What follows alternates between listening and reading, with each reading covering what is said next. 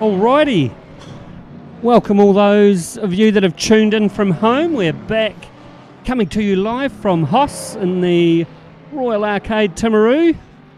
About to watching the Tier 2 drivers doing their 8-minute qualifying session in the V8 Utes. It's B1 here. Welcome B2. Thanks, mate. Good to be here once again. So Great to spend a Wednesday night out of the cold. So this week we're coming to you from the Detroit Belle Street circuit in the 2021 configuration, which was about 3.8 k's long. So fastest qualifier in practice will come as a shock to you. It is young Alex Sprague once again. I know, doing a 141 in his V8 Ute. But now we're watching the qualifying session for the Tier 2 drivers, and they will have just over 6 minutes left in their 8-minute qualifying session.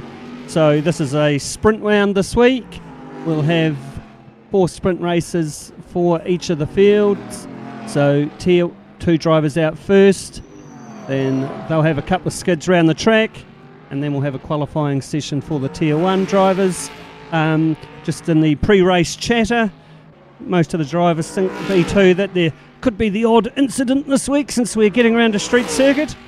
Well, it's been our first week with a bit of a briefing, really, isn't it? A driver's briefing. Yeah, the driving standards adjudicator, Billy Rowley, had a little bit of a chat to the drivers up front, and there's one particular right-hander that has a bit of a ripple strip around the inside, and he was concerned that some of the drivers might try and cut the corner and gain advantage by exceeding track limits. So he just gave them a little bit of a demonstration as to what he expects when they go through that corner. Oh, a little bit of a moment there, and between the HOSS machine and the Jim Beam bonded Ute. But once again, Paul Lancaster looking pretty fast out of the blocks on those cold tyres. Purple sector up already. Yeah, so 3.8 k's, a reasonable length of track compared to some of the shorter circuits we've been running over in our V8 Ute series. It'll still take a couple of laps to get the tyres into their optimum range.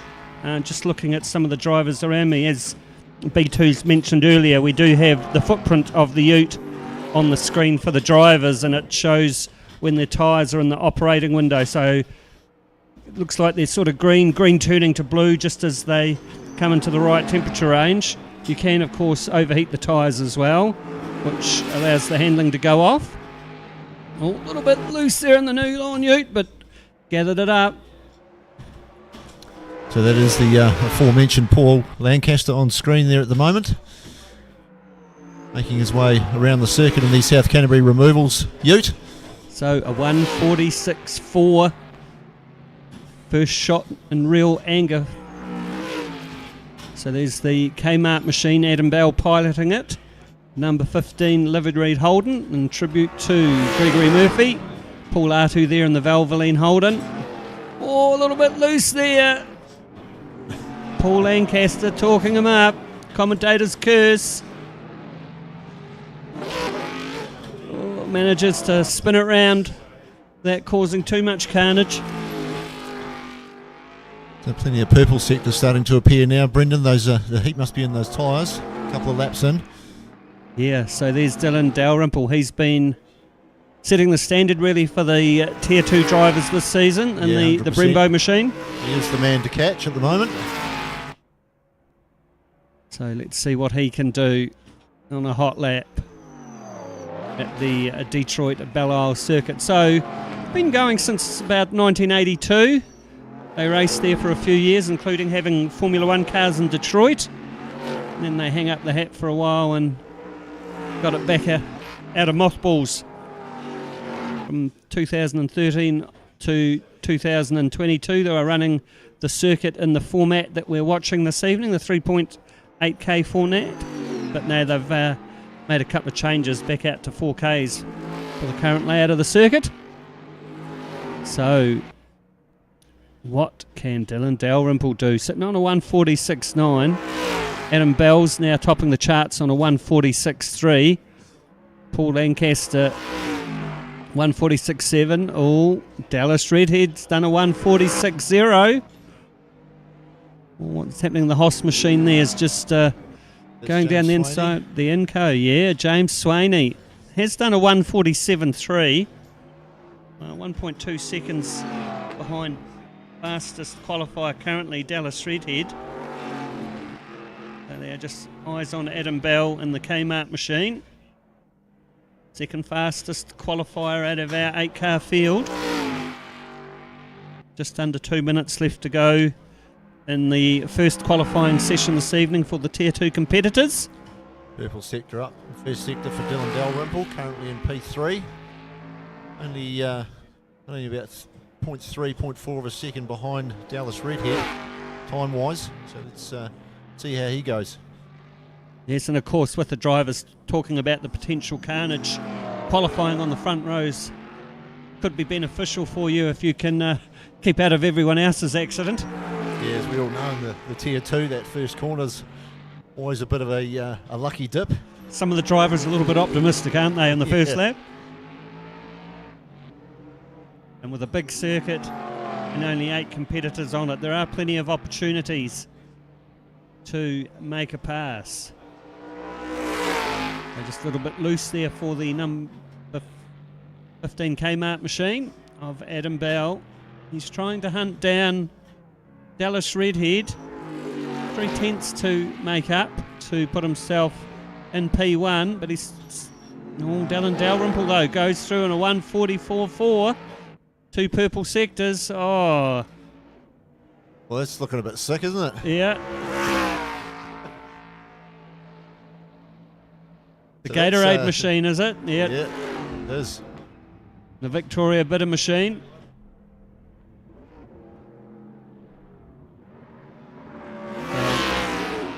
Mitchell Hamilton there in the number 24 Victoria Bitter Ute. A quick engine change there for Elmo and Cookie Monster back out on the track again. But there is fastest qualifier currently. Dylan Dalrymple done another purple sector. What can he do? Currently sitting on a 144.4. 1.1 seconds ahead of Adam Belle. So it's a fair old jump there. Yeah, it's a pretty dominating performance. Oh. He was in P3 there before Dylan Dalrymple, but leapt up the leaderboard that last lap, and another purple sector as we speak, sector 2. Just got his tyres into the right operating window on the Brembo Falcon. Running in some good lines. Although 2 purple sectors for Paul Lancaster in the South Cranberry removals machine. So sprint round this week, and then next week will be round 6. We've got a enduro, and then it'll be a sprint round for round 7, and the last round of 8 will also be an enduro round. So a 144.285 for Dylan Dalrymple, but 2 purple sectors for Mr. Lancaster. What can he do? Can he bring it home and put it on pole? Oh, P2. Oh, 1/10 of a second in the end. Yeah, right up there though. Good lap. Good lap, and if he stays there, he will be on the front row, so he has the best opportunity to stay out of other people's carnage. That's just hurt Adam Belle there. He's tagged the wall on the way round, so that's probably going to ruin this lap for him.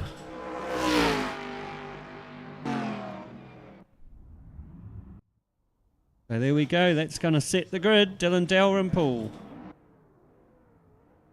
is going to be on the front row with Paul Lancaster. So 7-lap race of the Detroit Belle circuit. 3.8 Ks, potentially of carnage. Let's have a look at this first corner. Always entertaining. Certainly is for the Tier 2s. See if the 2 on the front row can hook up and get away. And away they go. So Dylan Dalrymple, he takes the line. Paul Lancaster follows through tidily in second. Does the rest of the field come through? No, carnage as predicted. Oh, and it's still going on. 200 metres after the corner. So Adam Belle looking every which way but loose. Oh, Mitch, sorry. Yeah, I was going to say that's allowed Mitch Hamilton, Paul Lancaster and Dylan Dalrymple to make a break on the rest of the field. Paul Latu, a big winner out of all of that too. It's the Valvoline machine up to P4. Yeah, it was a great start by Mitchell Hamilton. He come from near the back of the field and popped to his right and just took off. Fingers crossed and goes for the gaps. But Dylan Dalrymple, he's got a second lead already over Paul Lancaster in the South Canterbury Removals Falcon. There's Mitch Hamilton in the Victoria Bitter Holden. 1, 2, 3 they go. Oh, there's a tag. And that's that corner we were talking about there before, Brendan, with the Corvette sign behind it that Billy Rowley will be keeping an eye on. Just to make sure none of the drivers are getting a little bit optimistic and borrowing a bit of the circuit. Oh, another tap there, was it, for Paul Lancaster and the South Canterbury Removals machine. And we've got some F-bombs going on early in the night in the background. So James Swaney just giving a little bit of a nudge to the Jim Beam bonded ute. And James Swaney being punted into the wall, along with the Jim Beam machine as well.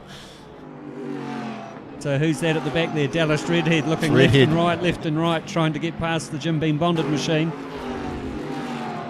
Doesn't find any room on lap 2 of 7.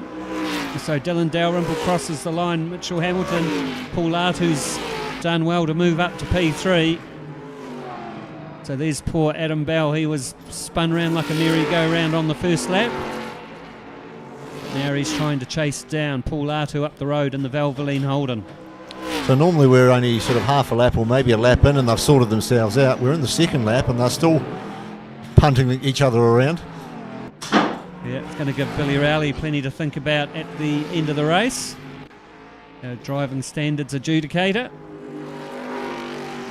So Mitch Hamilton in P2 in the Victoria Bitter Holden. Now 4.8 seconds in arrears of Dylan Dalrymple in the Brembo Falcon. He's way up the road, driving his own race. And Paul Latu just hanging on the back there of Mitchell Hamilton as well, driving well. Doing a good job in the Valvoline Holden. So there we've got Dallas Redhead on the back of Jimmy Carroll, just taking a tight line there through the right-hander.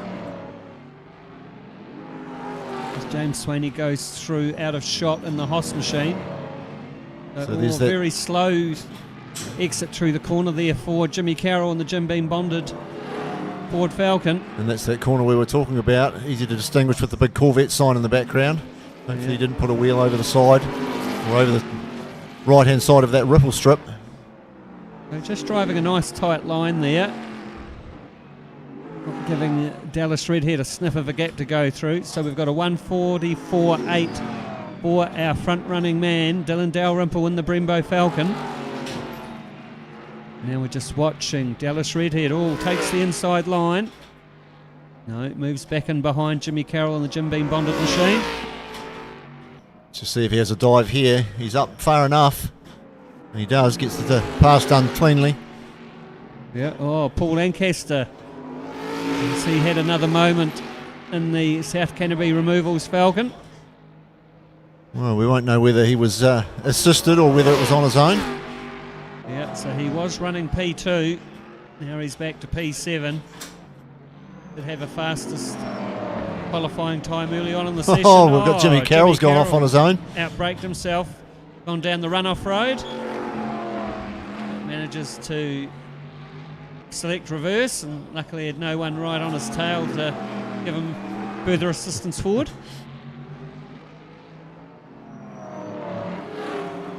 So now Paul Lancaster in the South Canterbury Removals Falcon, looking out his window at Cookie Monster and Elmo and the Gatorade machine being piloted by Dallas Redhead. 1:51.5 is the fastest for Dallas Redhead. Paul Lancaster's managed a 1:47.1, so might be able to find a way past. Meanwhile, Mr. Dylan Dalrymple. He's 9 seconds ahead of Mitchell Hamilton, the Victoria Bitter Machine. Paul Artu's still holding down P3 in the Valvoline Holden. Another fastest lap for Dylan Dalrymple, 1:44.2. He's down into quali territory now. So lap 4 of 7 for Dylan Dalrymple over halfway through the race. Just focusing on the battle now between Dallas Steadhead and Paul Lancaster, 6th and 7th. Through the fast part of the circuit.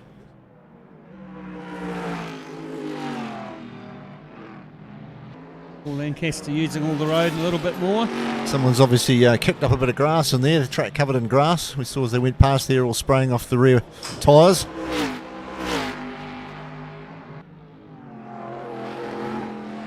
So just 7/10 in it. There is Paul Artu. P3 in the Valvoline number 25 Holden. He's actually closed that gap up on Mitchell Hamilton. He was sort of out 2.5 seconds before. 1.5 Yes. or thereabouts. So Paul Artu doing a 1:46.2 his last lap, where it was a 1:47.1 for Mitch Hamilton. So it is Dylan Dalrymple though, still doing the business. At the front of the field on lap 4 as we look out over the tough deck in Mitchell Hamilton's Victoria Bitter Machine. Oh, that's Paul Artu tagging the wall. Hasn't hurt him too much, but not ideal.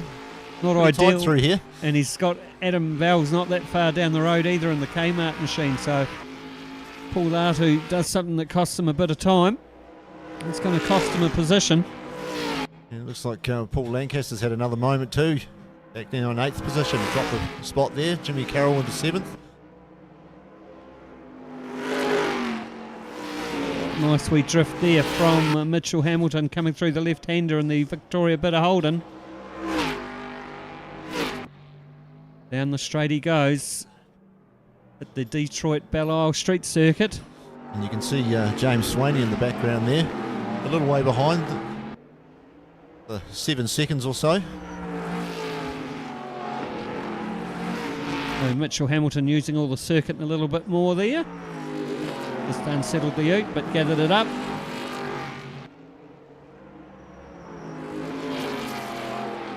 What can Paul Artu do? Just 7/10 in arrears. A little bit wayward there. Adam Bell coming through the right-hander in the number 15 Kmart machine. So now looking from the roof of the Valvoline Holden, trying to chase down So Mitch there is Hamilton. the corner that we were talking about Yeah. earlier, and that must have been close, that one there from Mitchell Hamilton.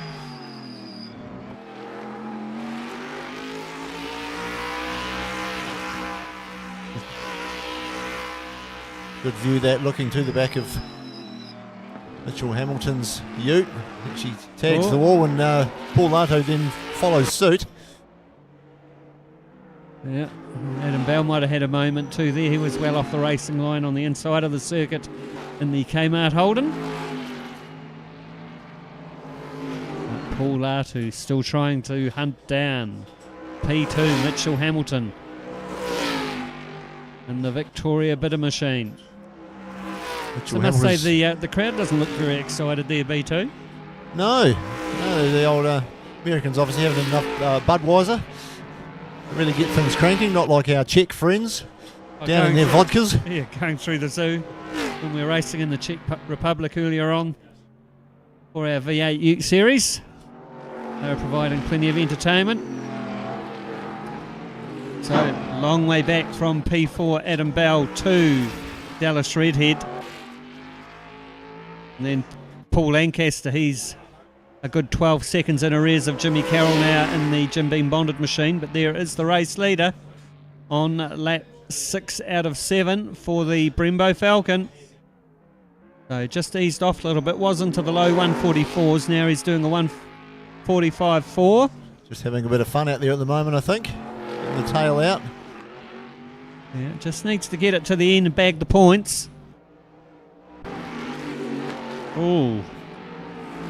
Mitchell Hamilton, that might have been exceeding track limits. I didn't actually see that particular one, but just saw the end of the action. So he's managed to gap Paul Artu, was down to 7/10 of a second. He's dragged a second out of him. Still Paul Artu third, Adam Belle fourth. Just the Utes starting to move around a bit more now that the tyres are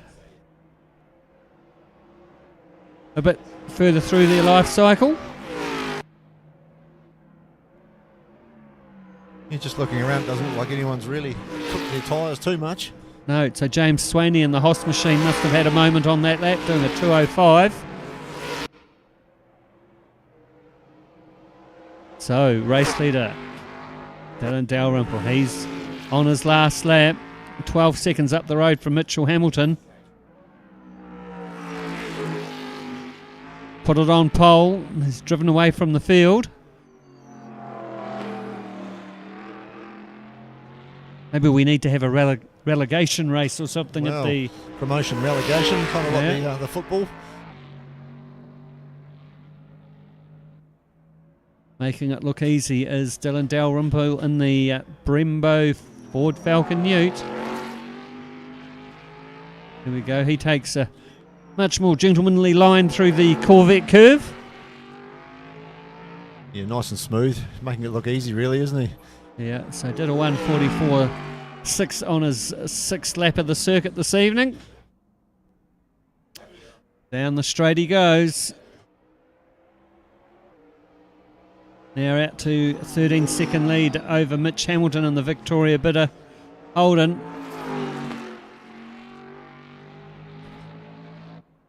So one last corner. So Paul Lancaster was 10 seconds behind Jimmy Carroll. He shut the gap down to 4 seconds, but he's probably going to run out of time. There it is. Dylan Dalrymple takes the chocolates for race 1 of the Tier 2 at the Detroit Belle 2021 circuit, 2021 configuration. Well done to him. Mitchell Hamilton will take second. Paul Artu, great drive from him. Yeah, up Both 5 of those places. two, actually. Good effort. Four places and 5 places respectively.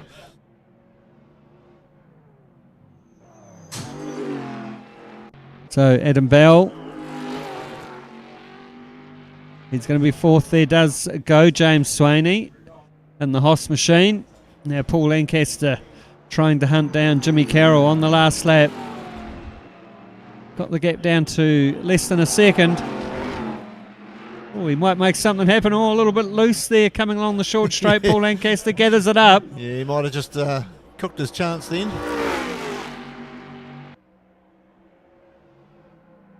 Yeah, look at those bottom two, down 6 positions and 5 positions respectively. So good hunt on in the end there for Paul Lancaster, but couldn't pull it off. It'll make things interesting for the next round, reverse grid. Yeah, so start off the front row. Ooh. What's going on there? All right, so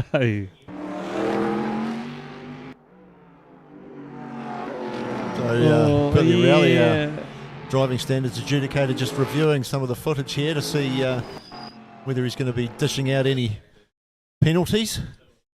We did ask earlier on what was his preference for liquid refreshments, but Billy was keeping pretty tight-lipped about it all.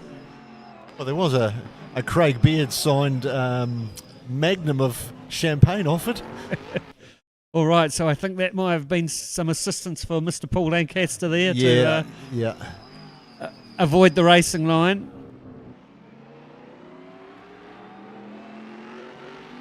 There we're just looking. Ooh, I think there may have been language when that incident actually happened. I think that might have been the aforementioned F-bomb we were talking about.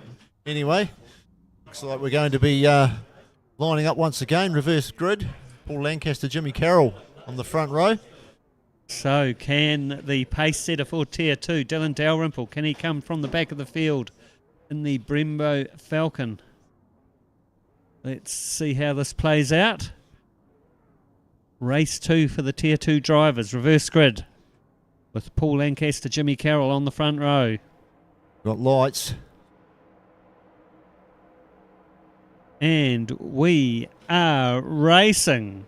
Who hooks it up off the line? Oh, Mitch Hamilton decides the wall's a better way to go, straight off the mark. Well, he tried a carbon copy of the last start, but it didn't quite come off as well this time around. So Paul Lancaster, can he make hay while the sun shines? Still in Dalrymple. Oh, getting a little bit loose there coming out of the left-hander, but manages to gather it up. So Paul Lancaster, he's out to a 1 second lead already over Jimmy Carroll. Although it looks like James here we Swain's go. down We've got the the carnage inside. happening again. Yeah. It's Jimmy Carroll. Oh, Mitch Hamilton gets a little bit wayward there in the Victoria Bitter machine. Looks like the rest of the field avoids him, but that's allowed Dylan Dalrymple to get up to P5 already in the Brembo Falcon. So Paul Lancaster, James Swaney, Adam Belle, Paul Artu, Dylan Dalrymple with Mitch Hamilton, Jimmy Carroll and Dallas Redhead. So Paul Lancaster in the South Canterbury Removals Falcon leads the first lap of the second race for the Tier 2 competitors.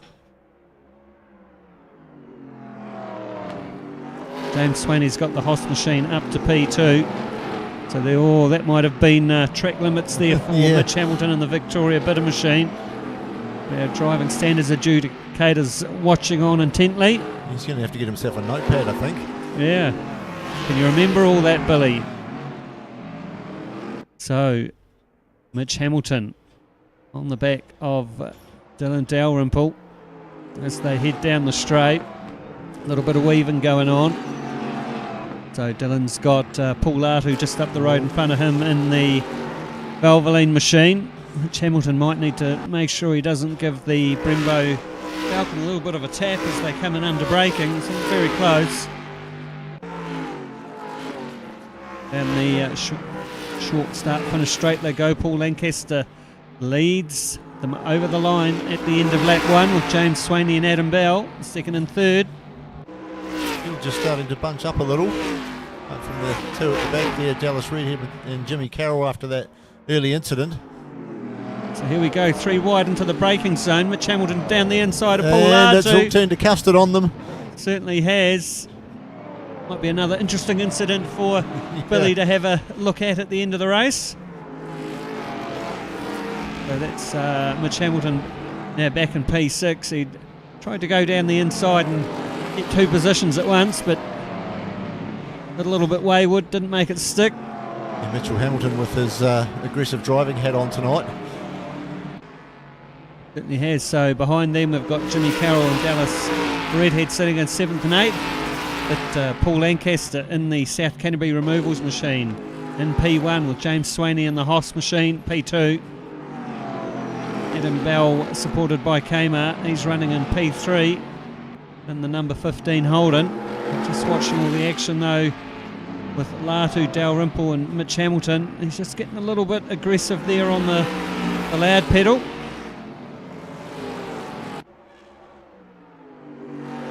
Oh, Latu getting loose coming down the straight. That might give Dylan Dalrymple an opportunity.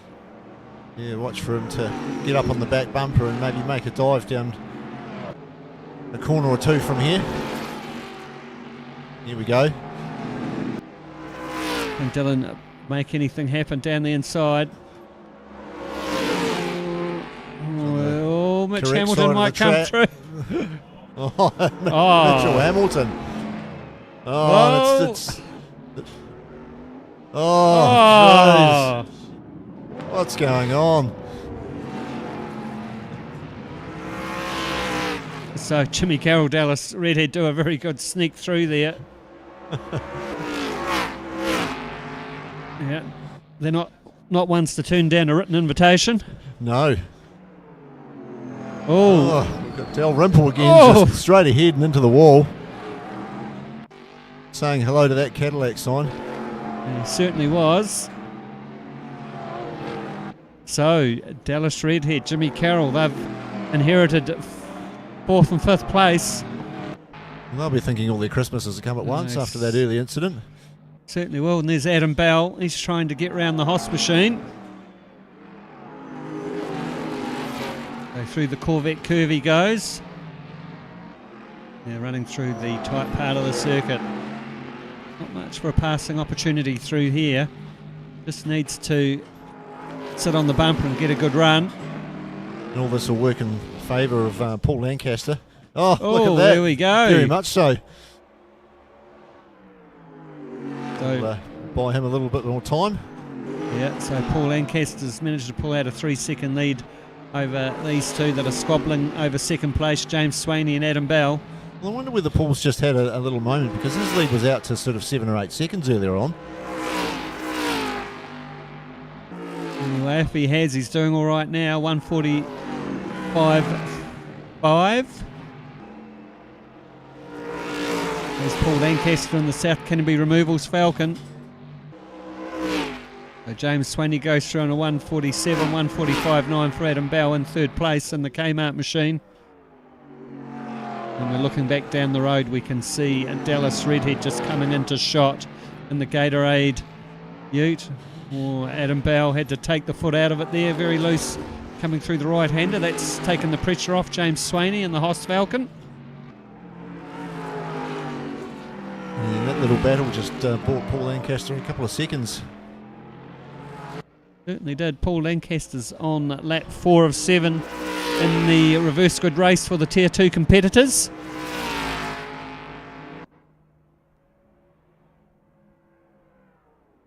Let's just see if James Swaney, now that he's got a little bit of a buffer between him and Adam Belle, whether he can make some inroads into Paul Lancaster's lead.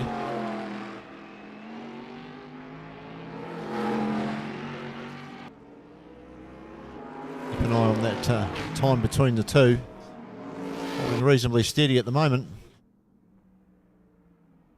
For those of you with eagle eyes will note that Paul Lancaster's put the machine mockers on him. is carrying Shane Edgar's name. It is the vehicle he shares in the Enduro races with Shane Edgar, who will be racing the machine in the Tier 1 field. But Dylan Dalrymple now back to P7. Hasn't really made the most of his abilities in the second race. Hasn't been able to drive through the field, or the competitors have prevented him from doing so. He's probably closer to the truth. I think it was more like the field driving through him to put him where he was. He was actually going okay, but unfortunately got taken out. Yeah, so 1:45.2 from Dylan Dalrymple. Dallas Redhead, though. Sorry, fastest lap of the race. No, 1:44.7, Dylan Dalrymple. Yes, he's trying to get past Jimmy Carroll in the Jim Beam bonded machine.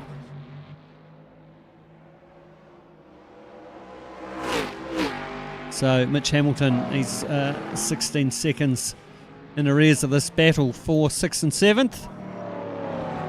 I was running up near the front of the field, but rather aggressive driving style may have worked against him. So Dylan just floating the ute around nicely through the tight part of the circuit.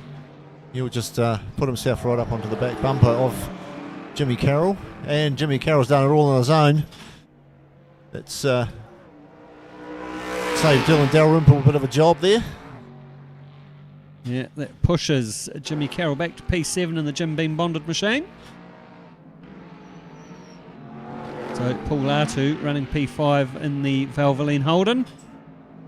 So last lap for him, a 1:46.0. And he's 4.5 seconds in arrears of Dallas Redhead just up the road in the Gatorade machine. There he goes, giving the Cookie Monster an elbow. Another fast ride this week. So Paul Lancaster is nearly 6 seconds up the road from James Swaney.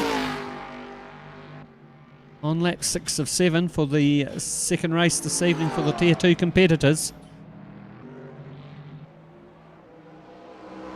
There is James Swaney with Adam Belle giving chase in the number 15 Kmart Holden. Down the straight they go, looking back to Dallas Redhead and Paul Artu. Just a wee wag of the tail there for Adam Belle coming out of the right-hander. You're pushing hard trying to get onto the back of James Swaney, but unfortunately he is fast running out of time. Only a couple of laps left to try and make any inroads. So there we can see Paul Lancaster just under 4 seconds up the road. Did have the lead out over 6 seconds. Doesn't need to take any risks from here. Just needs to get the South Canterbury removals machine over the line as he goes through the right-hand Corvette curve. So you need to do something to get those spectators hyped up, B2. They're not really living it, are they? No. So down the straight goes Paul Lancaster in the South Canterbury removals Falcon. James Swaney just tagging the wall there as he come around the corner. Adam Bell's not going to need much of an opportunity to get through in the number 15 Kmart machine.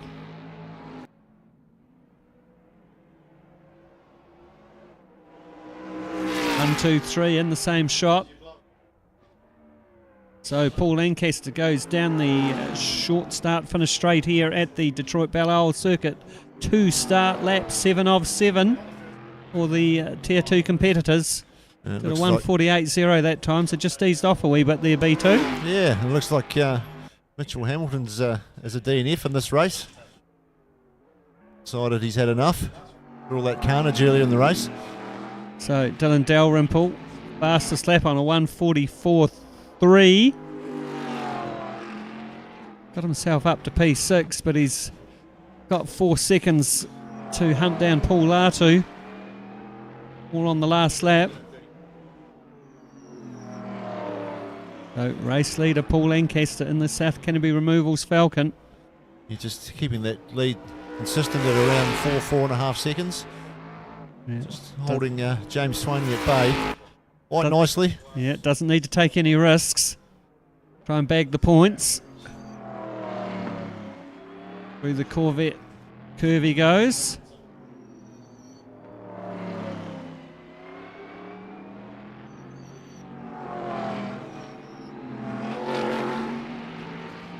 Oh, must have been some action we didn't catch on screen.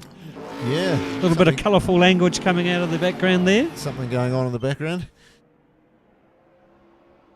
So, Paul Lancaster.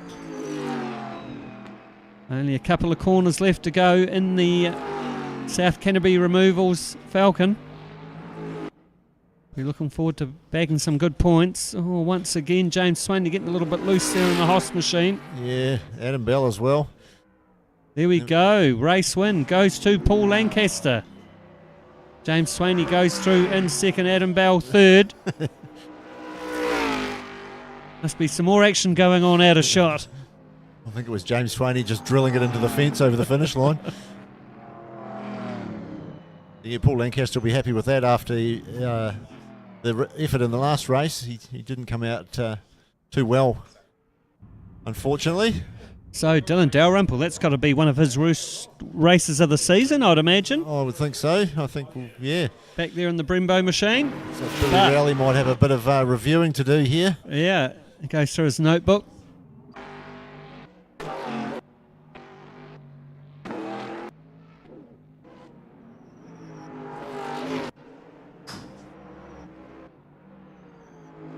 Let's see who the biggest villain is. Oh, there we go. I think that was a little bit of action about to happen.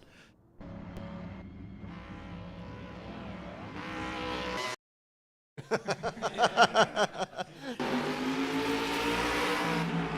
we go. Oh. Here we go. Let's keep an eye on this.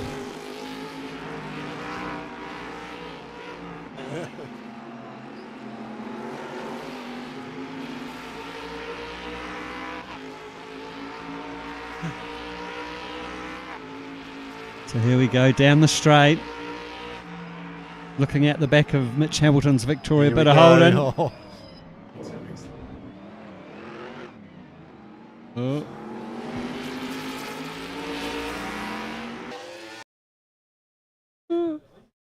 Well,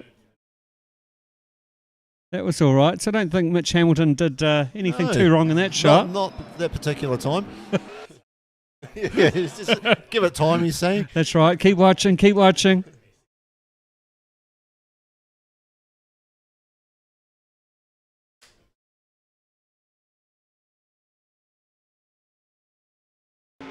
So, here we go. Here we go. Here's the entertainment.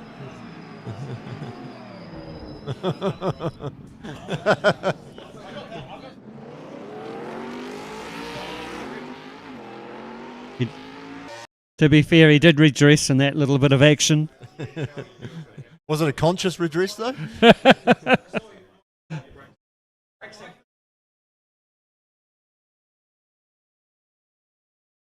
So, here we go. So, Mitch Hamilton believes he was forced into that manoeuvre. Oh!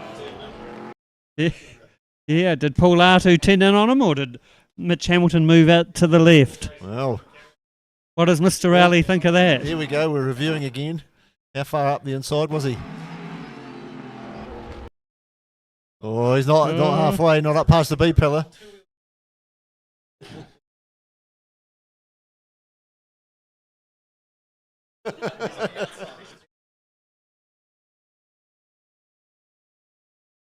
It's not sounding good for Mitchell Hamilton. No, it doesn't sound like it's going to go in his favour. Anyway, plenty of entertainment there from the Tier 2 field. Thanks to Tier 2. Paul Lancaster sat down beside me there. Good win there, Paul. Good redemption after the last race.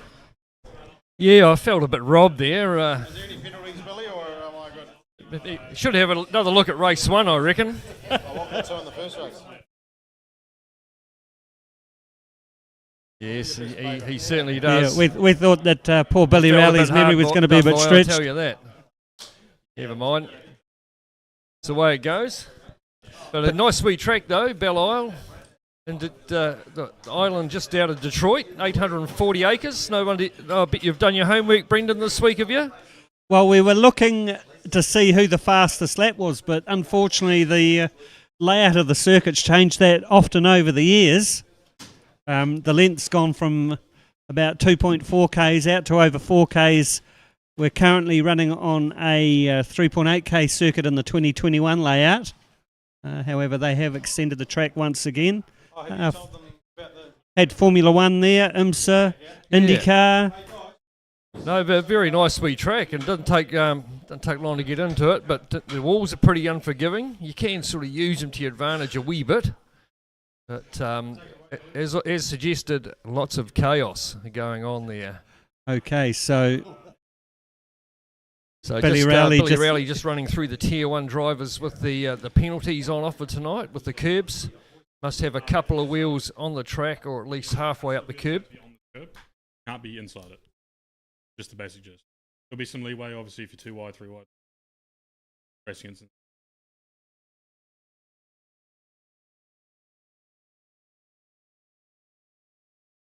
So we're just a little bit concerned. Billy Rowley, the driver's standard advisor, once again tonight, pretty strict on those rules.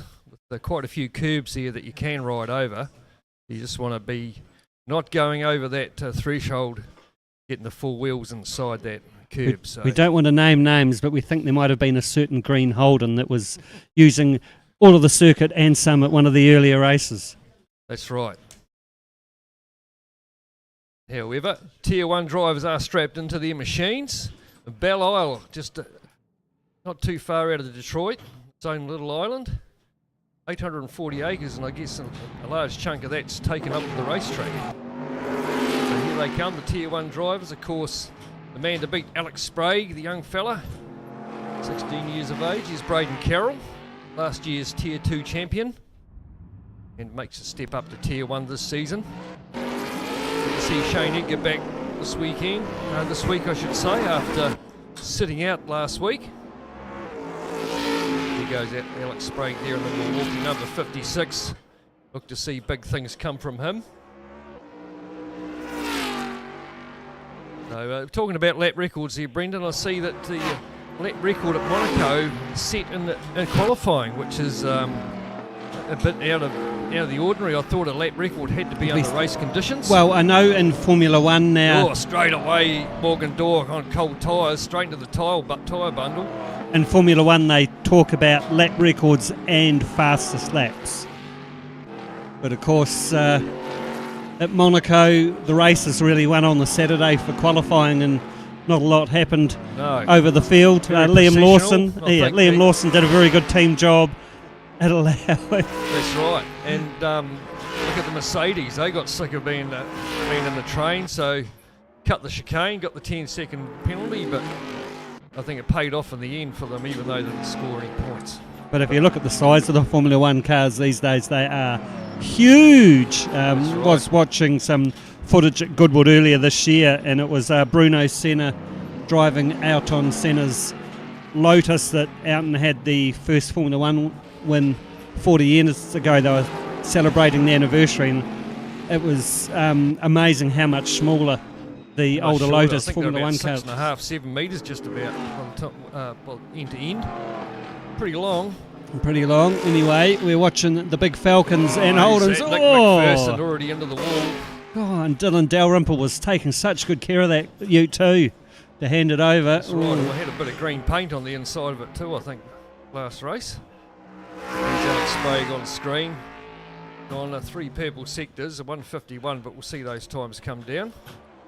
Of course, Alex 141, I think is the fastest he's done, or a 42 or something. Something bloody stupid anyway, but it'd be a half a second quicker than anybody else. See how he goes at Belle Isle. So 5.5 minutes left in qualifying, and we'll see what the first time put down will be by Alex Sprague. Does help to be out in front during qualifying. I was getting hounded by Dalrymple and behind. You'd almost think it was a race, but he'll pick it up that I was probably slowing him down a little bit, and would back off and go for that quick lap. Braden Carroll gone purple in the first sector. So just waiting on the first lap times to come through. As I say, quite a nice little track, Brendan. I did the YouTube a wee bit of it on the way into town in the van, and that was in an IndyCar. Looked very busy with Alan McNish at the wheel, trying to do a commentary as he went around the circuit, and that's a bit of a handful in itself as Alex Sprague goes green and a purple on his hot lap. Comes down into the right-hander. Double right-hander. Bit of a slide, and he come down the straight. 4th gear, probably hit 5th gear just before this corner. Down across the line, and this is probably the trickiest corner on the tracks, this one here. You've got to be nice and tight in there. If you get out wide a bit, you're just straight ahead into that wall. Oh, who's that? Braden Carroll. So Sprague a 42.4. It's the first lap time. Billy Manson 45.3. He's got a bit of work to do there as the rest of them come through. Braden Carroll a 43.1. Not too bad. Too shabby at all. Johnny Small 4th fastest. Andrew Bruce, he yet to post a competitive time there on a 51. And Nick McPherson also with a bit of work to do with a 46. Well, should still be some time in it for Alex Sprague, because Braden Carroll's got the fastest first sector, with Alex Sprague having the fastest second and third sectors. 42.5 is the fastest. A wee bit of sliding going on there from Sprague.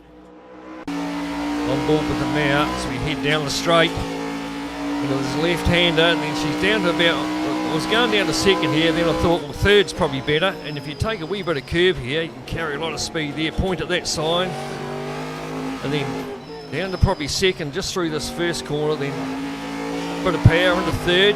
Can't hold it in second, but she will hit the rev limiter quite easily. And then just about hit that concrete wall and then file around that right-hander. Get a lot of oversteer through there and up this wee straight. Third gear, hit the rev limiter. Alex probably hitting 4th, down to 3rd. Through here. Stay off that curb there, or it can throw you out that concrete wall and down the long straight. Through a bit of a kink here, which you can take flat out. 4th up to 5th. Some guys might be hitting 6th down through there. And down to about 4th through that right-hander at the end of the front straight. Here goes Manson.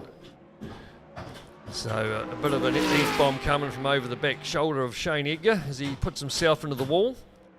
And he's 6th fastest on at 149, so a bit of work to do there for him. Carroll down to set another lap. Andrew Bruce jumps up to 3rd on a 44.7. And the Jim Beam machine, there he is there. Yeah, pretty strong week last week for Andrew Bruce. 3rd in the championship, I think. Down this very long straight.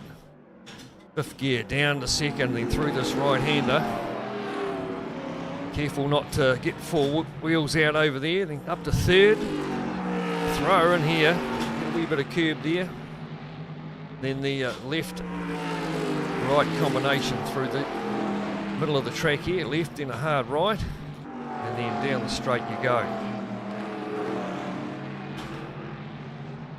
So pretty tricky times at the moment. Alex Sprague 42.2, gone purple once again in the first sector. Braden Carroll second fastest at 43.1. Andrew Bruce a 44.7. Nick McPherson also a 44.7, not too bad for him. I'm sitting there in fourth. Manson with a bit of work to do there, but gone green in the first two sectors. 45.3 for him. Shane Edgar a 49 at the rear there. And the South Canterbury Removals entry, there he is. Got a wee bit of work to do there. And gone yellow in the first couple of sectors for him, so not too good of a lap at the moment for Shane Edgar, as we see Alex Sprague go through on a 42.0 and purple in the first sector, so maybe see a 41 come out of the woodwork, and well over a second clear of Braden Carroll. There is Carroll on screen. What can he do this time? Doesn't go any faster, a 43.1. Billy Manson jumps up to third, a 43.5, as you would expect. Oh, just kissing the wall there, the HOSS entry, Johnny Small. And he had quite a rough week last week. Oh, Manson, just talking about him. And around he goes. That'll put a nice big flat spot on the tyre. See, he's just waiting on a few of the cars to go through. Last thing you want to do is ruin someone else's lap, especially in qualifying. Sprague goes purple again, a 10th up on the last lap. So maybe this lap will see a 41. High 41, no doubt. On board with them. This is the side shot. Up through this series of left-handers. Left, another left. Keep her over to the concrete wall there, then turn her on hard right. And try, as you might, to stay off that concrete wall there. Purple in the second sector too. Looking pretty good for Sprague. Up through this fast right-hander. Just goes to show you how close to that wall he's getting. Running it right out, using every bit of the track and down the straight. We should see a sub 1:41 minute time here. In the Milwaukee entry. Comes down across the line. What does he do? A 41.7. He's got 1.5 seconds on Braden Carroll. He goes Carroll. He's going to be the next man across the line. Is he? Bit of a saw. That's not going to do the transaxle any good in the bloody thing. And he's not going to go any quicker there. 43.1. So Manson, we'll see what he can do. Also Johnny Small, but it looks pretty sewing up for Alex Sprague there. 1:41.7. 4 seconds quicker than me, Brendan. That's saying something, isn't it? I mean, he's a second quicker than everybody else normally. So, well, as you say, Paul, you think you're looking death in the face going round at a 144 or 145. Yeah.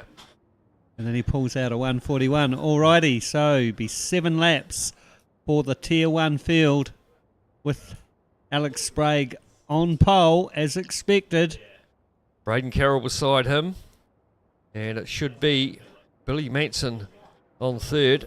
In third, I should say. So waiting on the lights, you'll see the 6 lights up there, and of course you can't pick a gear till those lights have gone out. You might hear in the background all the wanging in of the gear sticks. Away they go. Everyone off to a pretty good start. The only one sort of getting out of line there is probably Shane Edgar, trying to get up the inside there of the Gatorade entry of Morgan Dorr. And got Nick McPherson trying to sneak up the inside of Morgan Dorr there too, but stays out of trouble as... oh, who's that under the wall up there in front? It's Billy Manson. And not too sure if there's a coming together between someone there. Didn't hear any F-bombs being thrown about, so perhaps he did do it on his own as he tries to get a couple of spots back up the inside. 3 wide going into the first corner, and there he goes again, up on 2 wheels. That's Morgan Dorr getting smacked around in the Gatorade entry. And I think he might have had a bit of assistance there by someone else. That's another thing to write on the list, Billy Rowley, is the first corner incident for the Tier 1. And up on 2 wheels there, Morgan Dorr has gone back to the back of the pack as you'd expect. Billy Manson's dropped back to 7th as well. And Shane Edgar the winner out of all of that. It's up to 5th from the rear of the grid. But out in front, Alex Sprague from Carroll and Bruce. Tyres will still be very cold. It was probably a couple of laps. Or we might have seen a cut at the corner there, Billy, with 4 wheels over from our leader. Might be something to look at a little bit later on. This is a tight part of the track here where you really can't get past anyone. It's line astern, unless someone gets out of shape, of course. And then through this right-hander onto another wee short straight. And put a couple of wheels on the curb through here. Try and get a good run down the front straight. Here's a Small sitting there in 4th place. Got Edgar all over the back of him. This will be a good wee scrap between these two. Of course, they are both race cars in real life. As Sprague goes through with the fastest standing lap of 1:51.9. Braden Carroll of 53. And a 54, and the rest of them will be a wee bit higher than that after getting to a wee bit of carnage there as we're on board with the Johnny Small, looking back at Shane Edgar and the South Canterbury Removals Falcon to start lap number 2. But once again, it's Alex Sprague in front. And you didn't get here early enough, Brendan, to have a wee drive in one of these. You haven't sat in one of these Utes yet, have you? No, I haven't had a go in the Ute yet. In fact, the only thing I've driven here is one of the 1970s Formula 1 cars that I had to go in last season. Yeah. You have to get here a wee bit earlier, Brendan. Get the old spaghetti on toast in a wee bit earlier. No, she was roast lamb this evening. Roast lamb. And then we had a dessert, which was a bit like a trifle, but it was full of bananas and things. And oh, that's no good for you, Brendan. no, it was all right. Plenty of sugar to keep me going through the evening. No good. Anyway. Oh, you might have to ditch the old... oh, there goes Edgar taking 4 wheels as well. So it's going to be busy tonight. The Craig Baird of HOSS, Billy Rowley. The driver's standards. It's about time, though, that the driver's standards advisor was brought in, wasn't it, Brendan? There was a fair bit of argy-bargy going on last season. And... from memory, the Wellington Street Race, particularly, there was a few people using their RX-8s as bulldozers. Who was that? No, Morgan the Dorr Gatorade again. machine. Yeah, so not having the best of times there, Morgan Dorr. As he's at the rear of the pack. So Edgar's still sitting in that 5th place, hounding Johnny Small. And Andrew Bruce, another solid run, sitting there in 3rd place at the moment, on board with Alex Sprague looking out the back. That's the lead back to the 2nd place car of Braden Carroll. And it's about 3.5 second lead for him. Braden Carroll, he's been a bit of a revelation, of course, last year in Tier 2. You remember, Brendan, he was about a round to clear in the points. He could have sat out the last round and still won the championship. So good to see him up in Tier 1, sort of where he belongs. And out of the likes of me and Jimmy Carroll and Paul Artu's here. Definitely. So a wee bit busy there, Manson, on a comeback trail, trying to catch up on the back of Edgar. Oh, just into the wall a wee bit. And we've been in the gold simulator tonight, Brendan. You'll feel a bit of a vibration after hitting that. She can vibrate around a wee bit. Well, I'm just wondering if the Victoria Biddy Ute's a bit magnetised this evening. It's attracted to the barriers with both its drivers. Perhaps he might have been having some sponsors product, Brendan, before could have been jumping in the sim, and we did see sponsors product. You'd see Andrew Kitching come down in 2 or 3 or 4 bottles deep, and didn't really help his cause too much last season. But at the moment, it's Alex Sprague doing it easy out in front. This is where the battle is. Manson trying to get some time back. You see him throw the thing around there over the curb. Like sliding it round there, the BB machine. Just gives a wee bit of a kiss. And in the background there, Nick McPherson. On board with Manson there, down the front straight. Drop it down a gear. Got to keep nice and tight here. Got to stay on the black part of the track. Up there, get out that grey stuff, and she's understeer city out there, that's for sure. Get a good run down this long back straight. Probably hook 5th. Some guys might hook 6th. I'd seen her ring her out in 5th. Hard on the brakes.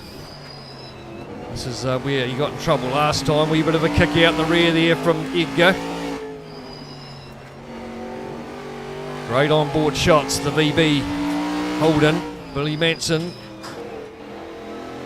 Stay off the curb there, or it can throw you out in that wall quite nicely. In the blind corner there, with a bit of a dip off, which will unsettle the ute. And down this long curve straight. He's on the back of him now, Billy Manson. What can he do? Is he going to line him up for a bit of a pass up the inside into the right-hander? Here they go. Defensive goes Edgar. Manson will come across and try and do the crossover, but there's no way through there, or is it going to be? No, as I say, it's pretty hard to try and get past through there without going off track or giving someone a bit of a punt from behind. So down to about second through this 90-degree right-hander, down another wee short straight. They've all sorted themselves out now, bar these two. Looking to hold it together, Shane Edgar. If he can finish fifth, he'll be pretty happy with that, I would say. Qualifying at the back of the pack without really setting a competitive time. Down across the stripe to reel off another one. A couple of laps to go for the Tier 1 guys. Race 1 tonight from Belle. This fast left-hander. Don't want to be too quick on the acceleration there. We can flick the rear of the ute out and collect that wall. On board with Johnny Small, he's sitting there in fourth. That's the battle out the back window. You can see there. Edgar being very defensive so far and hanging on to that fifth place.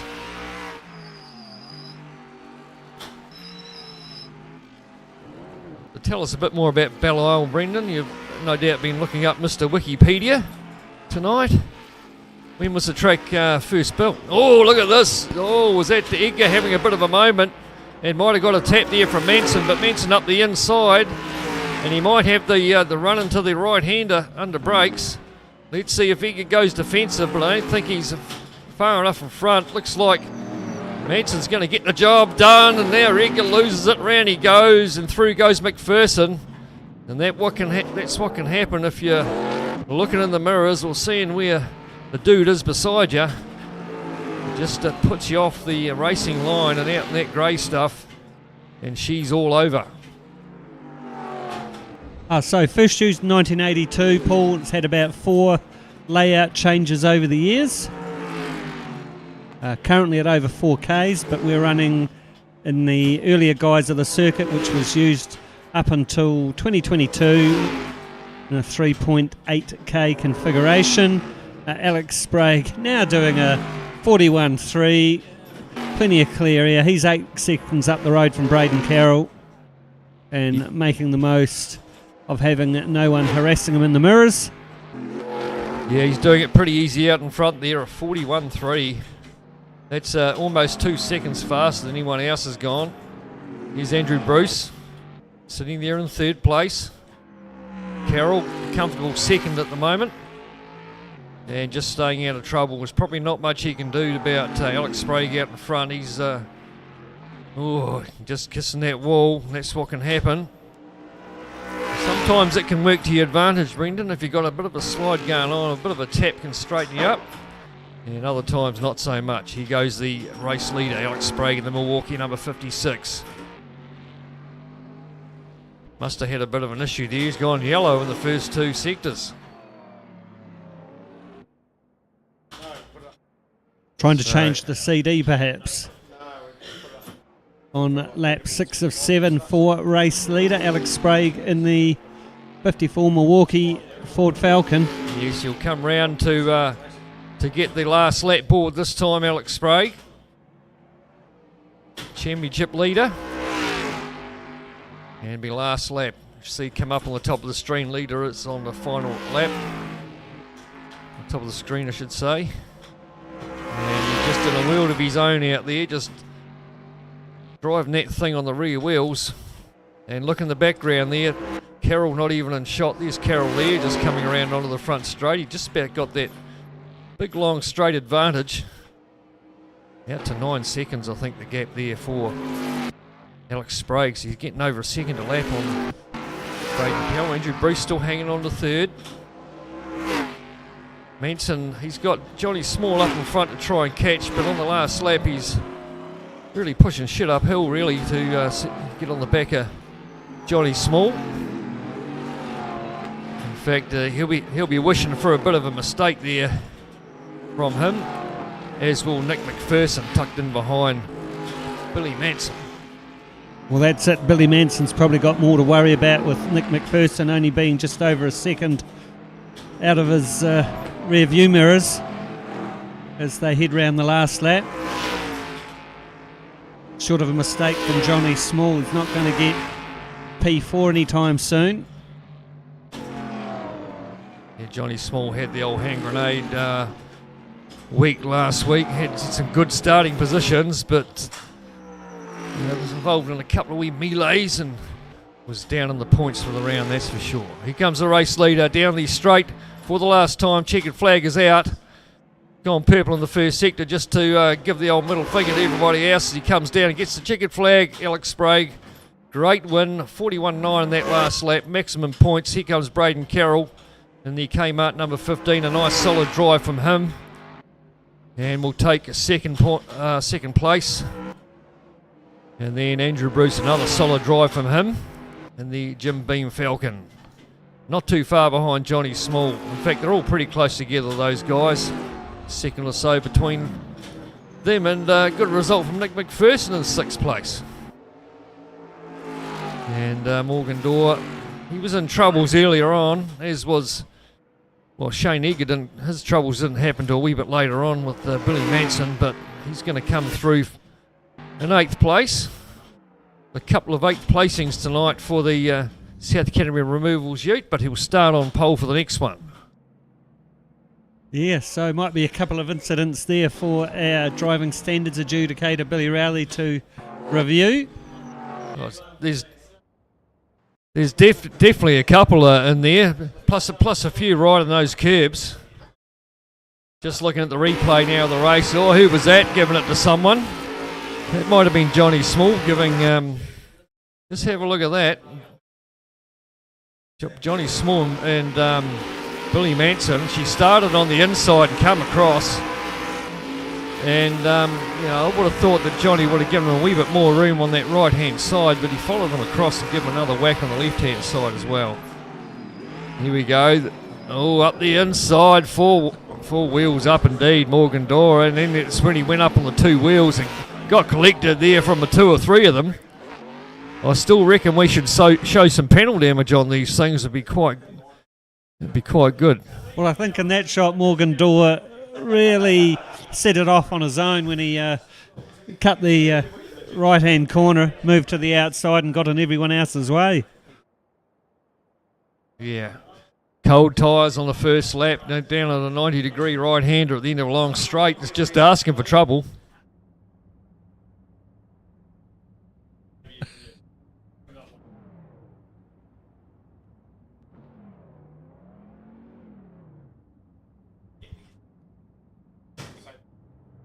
So, yeah, Morgan Dorr didn't get an advantage from that incident, did he? No. Right, so we reverse them up. It's going to be Edgar and Dorr in the front row, then McPherson and Manson. So this is a good starting position for Manson. Then Small, Bruce, Carroll and Sprague. And, of course, Alex Sprague, he's got a bit of work to do from the back, but normally we see him make inroads. Oh, getting a punt from behind Shane Edgar, and I think that was Nick McPherson giving him a wee tap. He's managed to keep it going though. He's sitting there in 4th place. Bit of a slide onto the back straight. Going to come across as he into the Kmart, but missed that. So falling back into 6th place here, Shane Edgar, and it just goes to show you, if you get a shit start, that's what can happen. Is it's going to be Morgan Dorr leads him in. Oh, there we go. Shane Edgar puts Braden Carroll in. And Nick McPherson gets caught up with that as well, so it's that first lap. And of course, with Shane Edgar being in that gold sim, Paul, we can feel that through the floor every time he hits the wall. Certainly can. You the feel whole room it, shakes. Feel it in your ass, that's for sure. Ooh, just about sending him off there. Not too sure if there's a touch there or not between Small and Manson, but it put Manson into the fence, and then around he goes, and he's still trying to gather it up there. And Billy Manson, he's out of the seat already. He's done. First lap. The F-bombs are blowing. So he's outside. Oh, that was a clear 4 wheels over the inside there, Judge Rally from Andrew Bruce. Alex Sprague, look at that, started off the back up to first, and it's not even halfway through the first lap. Morgan Dorr managing to hang on to second at the moment. Going to come under some pressure from Andrew Bruce very shortly though. Johnny Small just a wee bit further back, but we'll keep an eye on this battle. Shouldn't be too long, I think, before we see Andrew Bruce working his way through. But Sprague already going to lead him across the line, starting off the rear of the grid.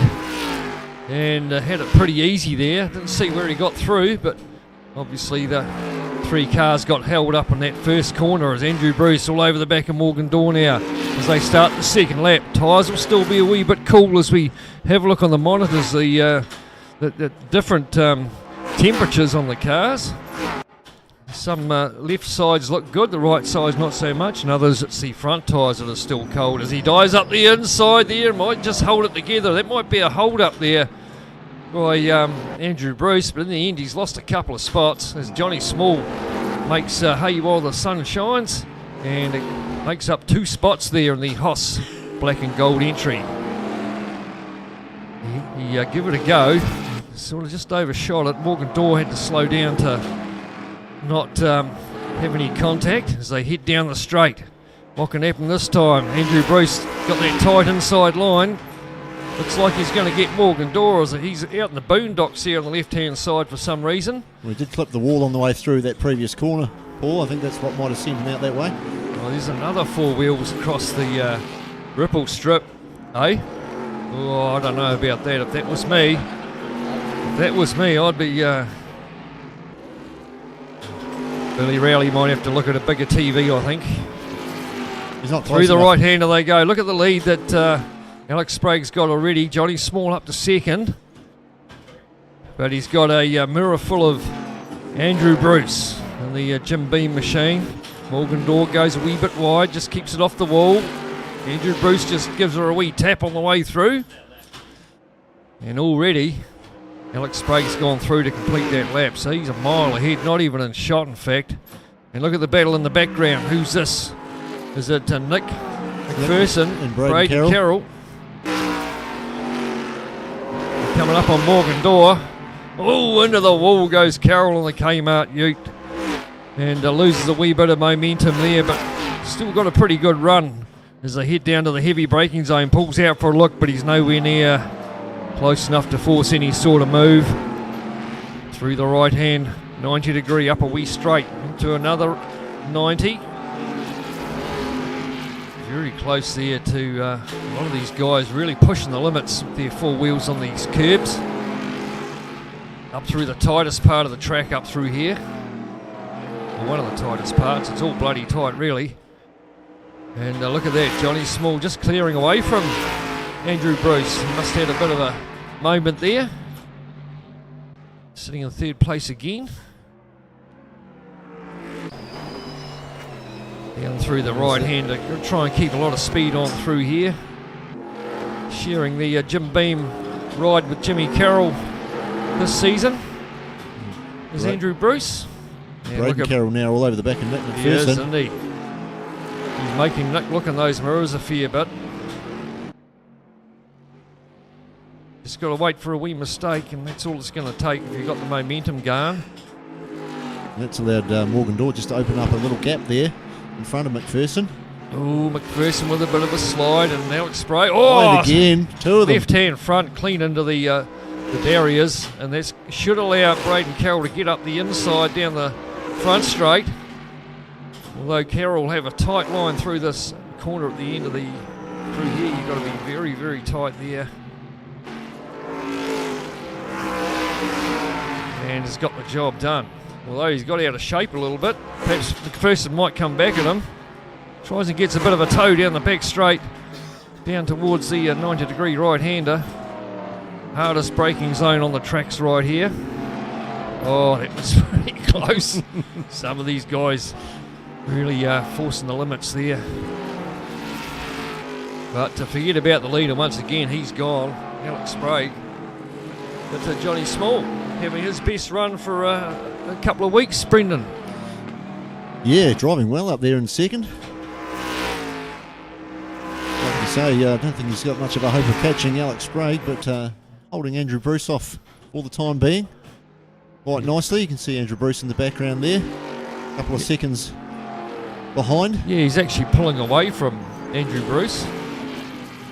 Morgan Dorr doing a good job there in fourth after getting into a bit of strife earlier on. Braden Carroll, he's got everything to do there on the Kmart. Hold him, we know he's probably second fastest on the track, but it's Morgan Dorr once again, left hand into the wall. Bit of an F-bomb coming from over there. And I think Braden Carroll might have tagged it on the way through as well. Got to be guilty of a couple of F-bombs myself, I think, in race one. They've been flying around tonight. Yeah, just getting close to the wall there, Nick McPherson. But Braden Carroll up to that fifth spot. And look at Alex Sprague, 41.6, getting faster and faster every lap. The young chap.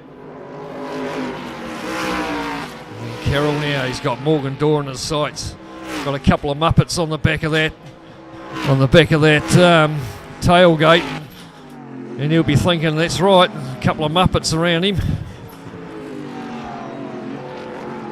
Keeping it nice and steady though in the Kmart Commodore. Yeah, they've just dropped Nick McPherson off the back of Braden Carroll there. That's right, he's looking like he's not far off making a move, Braden Carroll. Right on the bumper now. Just staying off the wall. Let's see if he gets a good run up the inside this time. Dorr comes across the defence hard up against the concrete apron. Up this long curve straight. And will he have a go up the inside? And Morgan Dorr's got that inside racing line. And you'd be hoping that Dorr does something to let him through. It's pretty hard to pass through here. Pretty much line astern. You want to line someone up in this corner if anything. Oh, close to giving him a wee tap. Now this has allowed McPherson to get on the back of this battle as well there in the sixth place. No sign of Edgar in the background. Oh, McPherson, the wall. yeah, just giving her another wee kiss. He's quite in love with that, isn't he? Giving it a wee kiss every now and again. Try and go around the outside this time. Perhaps try and keep it there, or a bit of a touch between the two of them. Not too bad though. Good racing between these guys. Morgan Dorr will be hard on those mirrors. I'm not too sure what's going up in front, but Alex Sprague still leading from small, then Bruce. And this battle here, Morgan Dorr in fourth. Braden Carroll in the Kmart car, McPherson sitting there in sixth place. Edgar in seventh, Billy Manson, he jumped down on lap one, he'd had enough. And doesn't get any closer than that from Braden Carroll. No, right on the bumper this time now. He's going to get a run up the inside. If he can keep it there, he's got a wee sniff up the inside there, the inside line. Still the long way round. Long way round, but he's got the right. There he goes. He's stuck there. Yes, if he can keep it there, he's got it sussed. Oh, Morgan Dorr trying to do the inside. Got out of shape, come across into the side of Nick McPherson. And pushed Nick McPherson in the wall. We see Lonnie Kiyamoto got through. Up another spot for McPherson up to fifth. So Morgan Dorr down to sixth. And Carroll finally got the job done with a good move. He lined him up quite nicely. He took 2 or 3 corners to do it, but got the job done. Held that position well. So it's Sprague from small. He goes to battle for second and third. Andrew Bruce and the Jim Beam Falcon. I think we've seen James Courtney in those colours a few years ago, didn't we? Yeah, that's right. It's a wonder it's in third then. Anyhow, Andrew Bruce behind the wheel this time. As I say, running about third in the championship. So he'll be after consistent points with Manson not having the best first race and jumping out in this race here. And Andrew Bruce just closing that gap to Johnny Small, I think. He's down under a second now. Yeah, leaders on the final lap, so this is the last lap. Or maybe they might get one more. There's 7 out of 7. No, 7 out of final 7, lap. yeah, on the 48 final lap. seconds in, so It can be only quite a minute deceiving. left. It depends how far ahead the leader is. Another F-bomb coming over the left shoulder from someone. Someone's not happy. But the only man that's going to be happy is Alex Sprague. Johnny Small will be pretty happy with himself too, I'm guessing. Andrew Bruce, he'll just grab another podium. And see if he can keep it there. No sign in the shot there of Braden Carroll or Nick McPherson. So a couple of corners to go there. Here's our race leader going to come down and take another checkered flag. 2 from 2, 2 purple sectors in the last lap too. A 41.4, look at that, from Alex Sprague. Really is in a class of his own. He comes second and third. Johnny Small will just about be his highest finish of the championship. Second place. And another third place here for Andrew Bruce, collecting some good points. In race 2 for the Tier 1 here at Belle Isle. And Braden Carroll, who's up there in the championship too. Not too sure how the points are sitting at present, but he'll take 4th. Nick McPherson 5th. Morgan Dorr and then Shane Edgar will come through to round out race 2 for the Tier 1 guys. Here at Belle Isle, I'll hand you back to B2 and B1 for the Tier 2 race 3 and 4. thank you, Paul. We'll just watch Billy Rowley now go through the review, our driving standards adjudicator. See whether there were any incidents in here worth throwing some penalties at. Yeah, just entering the corner. A little bit of assistance. Got the ute unsettled.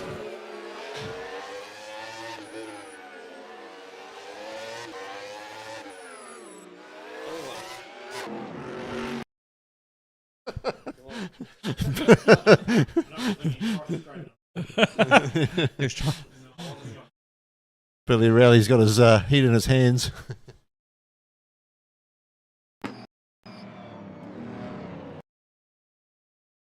It's all right. We're getting the HOSS sponsorship out there. It's Yeah, pride of place in the centre of the plenty machine.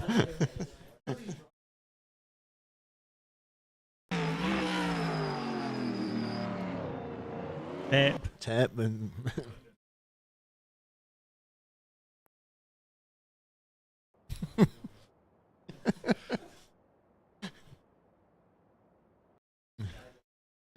I think Billy's going to have to pull the trigger on that one. sounding like a frustrated parent with a bunch of toddlers around here going in one ear and out the other.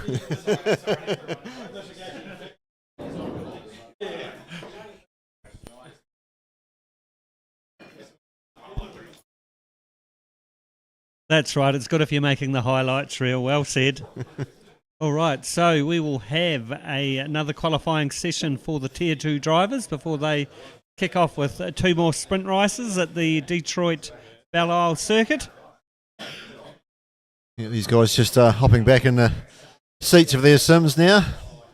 It won't be too long before we're underway once again.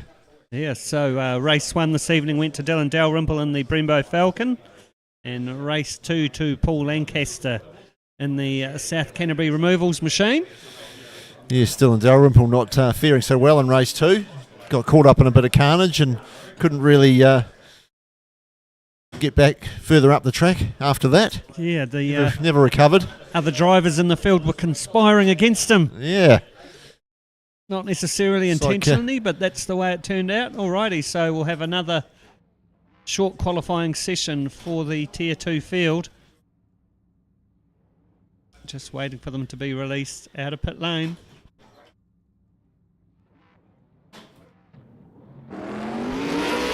So just a 5-minute qualifying session.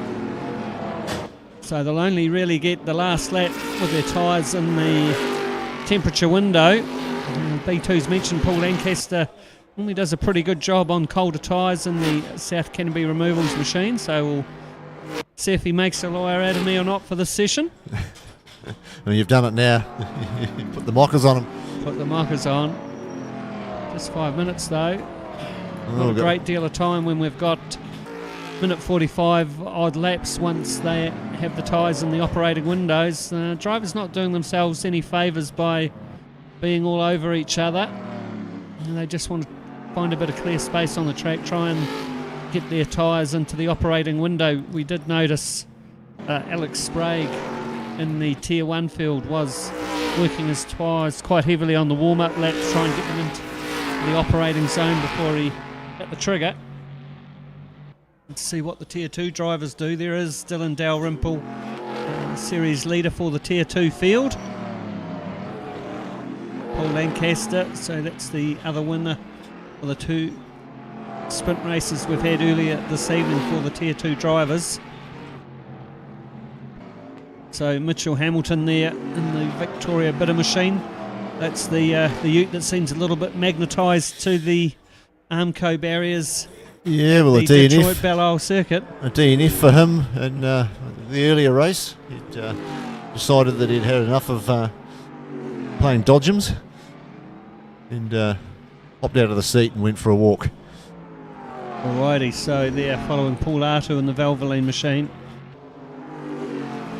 So just a 154 for the warm-up lap for Dylan Dalrymple. He's now going to have to hit the trigger, try and get his ute on the front row once again.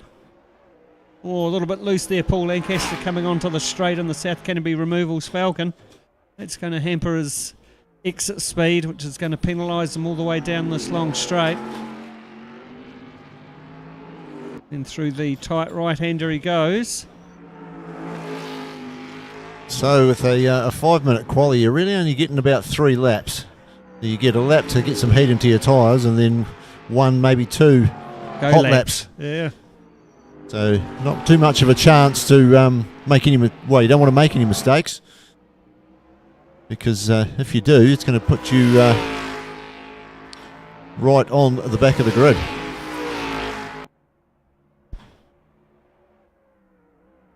Purple sector up for Dallas Redhead, currently sitting in P2. About 4 seconds adrift of Dylan Dalrymple at this present time. So let's see what they do. On lap 2 of the qualifying session. Oh, a little bit of a nudge on the barrier there for Dylan Dalrymple. Paul Lancaster was mentioning earlier on, if you get the barrier right, it can be assistance. If you get it wrong, it's a hindrance. Yeah, seems to have that pretty well sussed. As we say that, a purple second sector for him. Yet to post a time in this session. So 1:45.9. Dylan Dalrymple, but Lancaster goes through on a 1:45.4 on the South Canterbury Removals Falcon. Yeah, straight up to P1. So 1:46.0 Dallas Redhead sitting third in the qualifying session, with Mitch Hamilton in the Victoria Bitter Machine fourth on a 1:46.3. So just under a minute left to go in this session. So there's Jimmy Carroll in the Jim Beam machine. He's sharing with Andrew Bruce. He heads off down the straight. What can he do? 1:53.4. Oh, used a bit of the circuit and some. Adam Belle goes off there in the Kmart number 15 machine.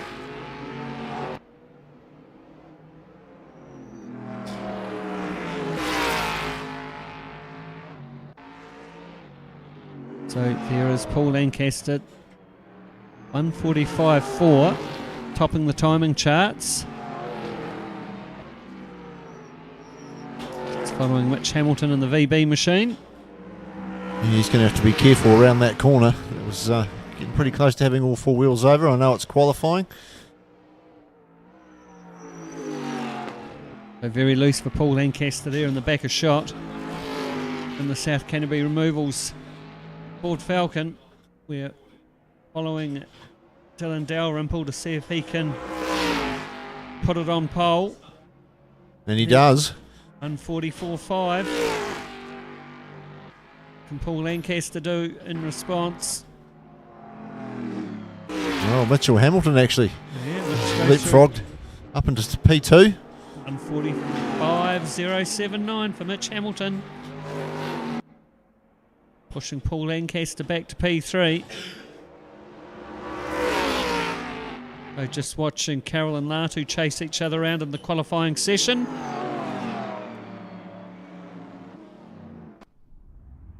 So there we go.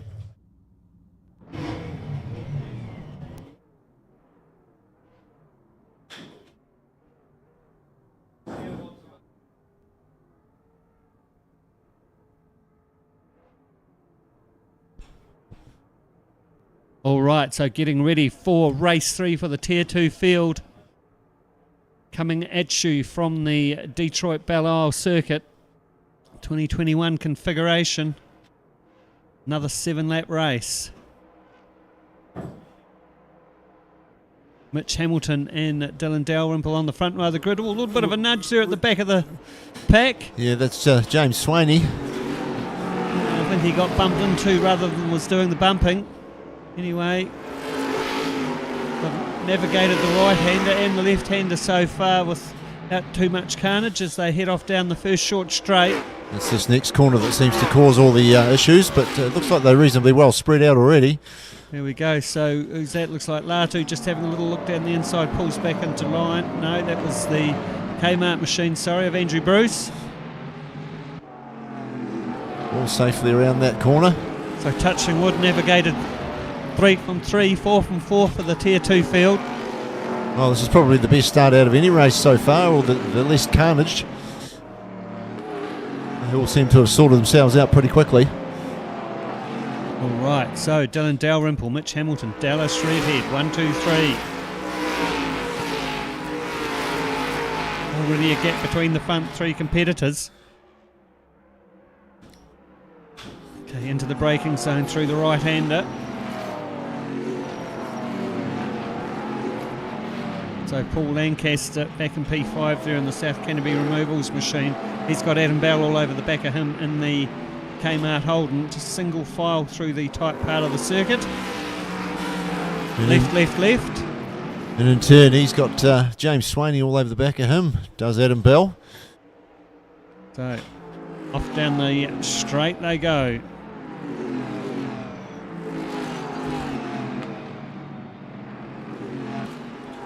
Ooh, who's that? James Swaney getting a little bit wayward, touching the barrier on the inside of the circuit in the HOSS machine.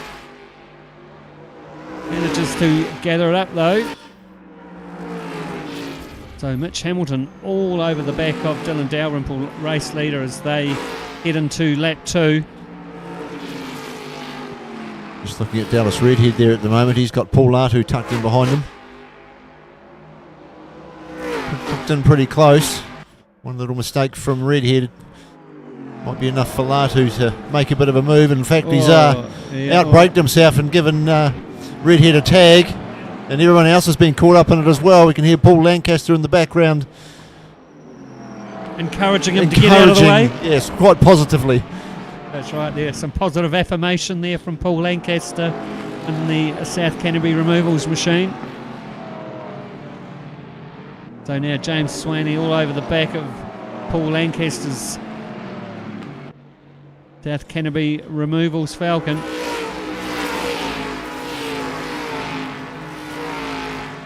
Through the fast right left hand combination they go. Dallas Redhead leading Adam Bell, Paul Latu there. Paul Lancaster goes through James Swaney. Jimmy Carroll's half a dozen car lengths back in the Jim Beam bonded machine. There, single file through the left. Then the tight right-hander down the short straight they go. And you can see that was Mitchell Hamilton just through the bottom of the screen there. He's 6.5 seconds ahead of this rest of the field. And in turn, Dylan Dalrymple, 8 seconds ahead of him. Yeah, so Jimmy Carroll there in the back of the shot, throwing his Jim Beam machine into the inside Armco barrier. 1:44.84 Dylan Dalrymple, race leader. as he crosses the line to commence lap 3 this evening. Oh, Adam Bell's all over the back of Dallas Redhead's Gatorade machine. Oh, we've got Paul Lancaster's gotten all out of shape and hit the wall. Yeah, that was unassisted. Let's have a look at this battle here. As you said, Adam Bell all over the back of Dallas Redhead, trying to just force a little mistake from Redhead. So far, so good for him. But Adam Bell will be conscious of the fact that Paul Latu's on his 6 as well. Yes, Too far back. On the last lap, Adam Bell 3 seconds a lap faster than Dallas Redhead, who he's currently hunting down for 3rd place. Meanwhile, Mitchell Hamilton 7 seconds up the road from this battle. And then just over a second and a half ahead of Mitch Hamilton is race leader Dylan Dalrymple in the Brembo Falcon. Oh, Redhead just tags the wall there on the way out of that left-hander.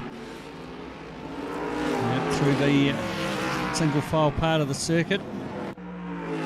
Adam Bell all over the bumper of the Gatorade machine as they head off down the short straight.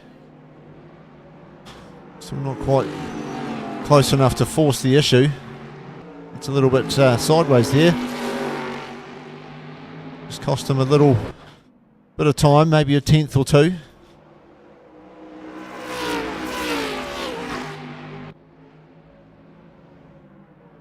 Pretty good battle going on between these three as he gets fully sideways around there.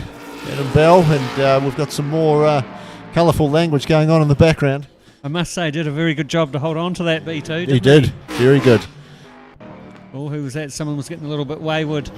Oh, Paul Latu, what's happened there?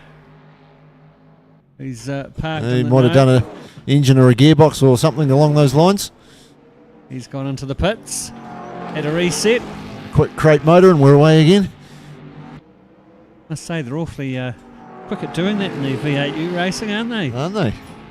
Alrighty, so it's Adam Bell all over the back of Dallas Redhead. The battle for 3rd.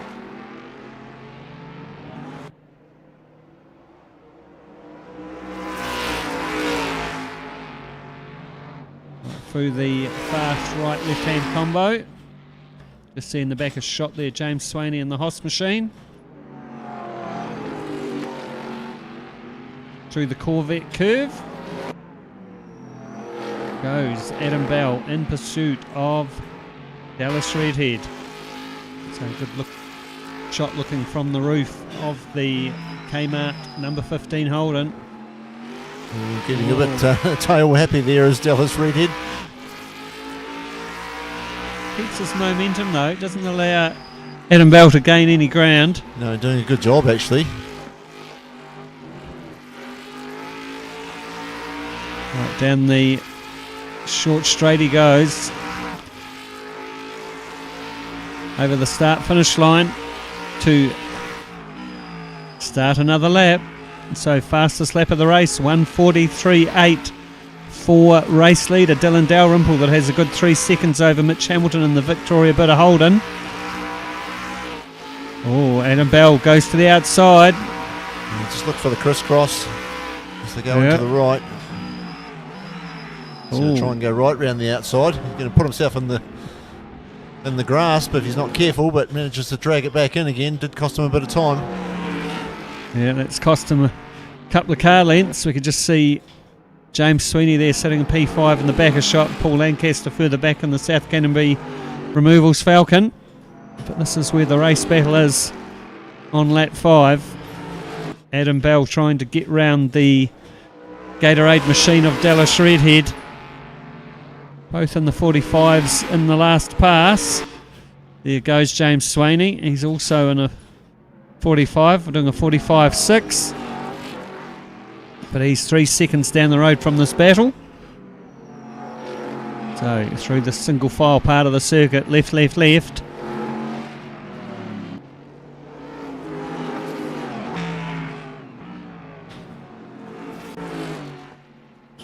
All right, can Adam Bell do anything at the end of these short straight? No.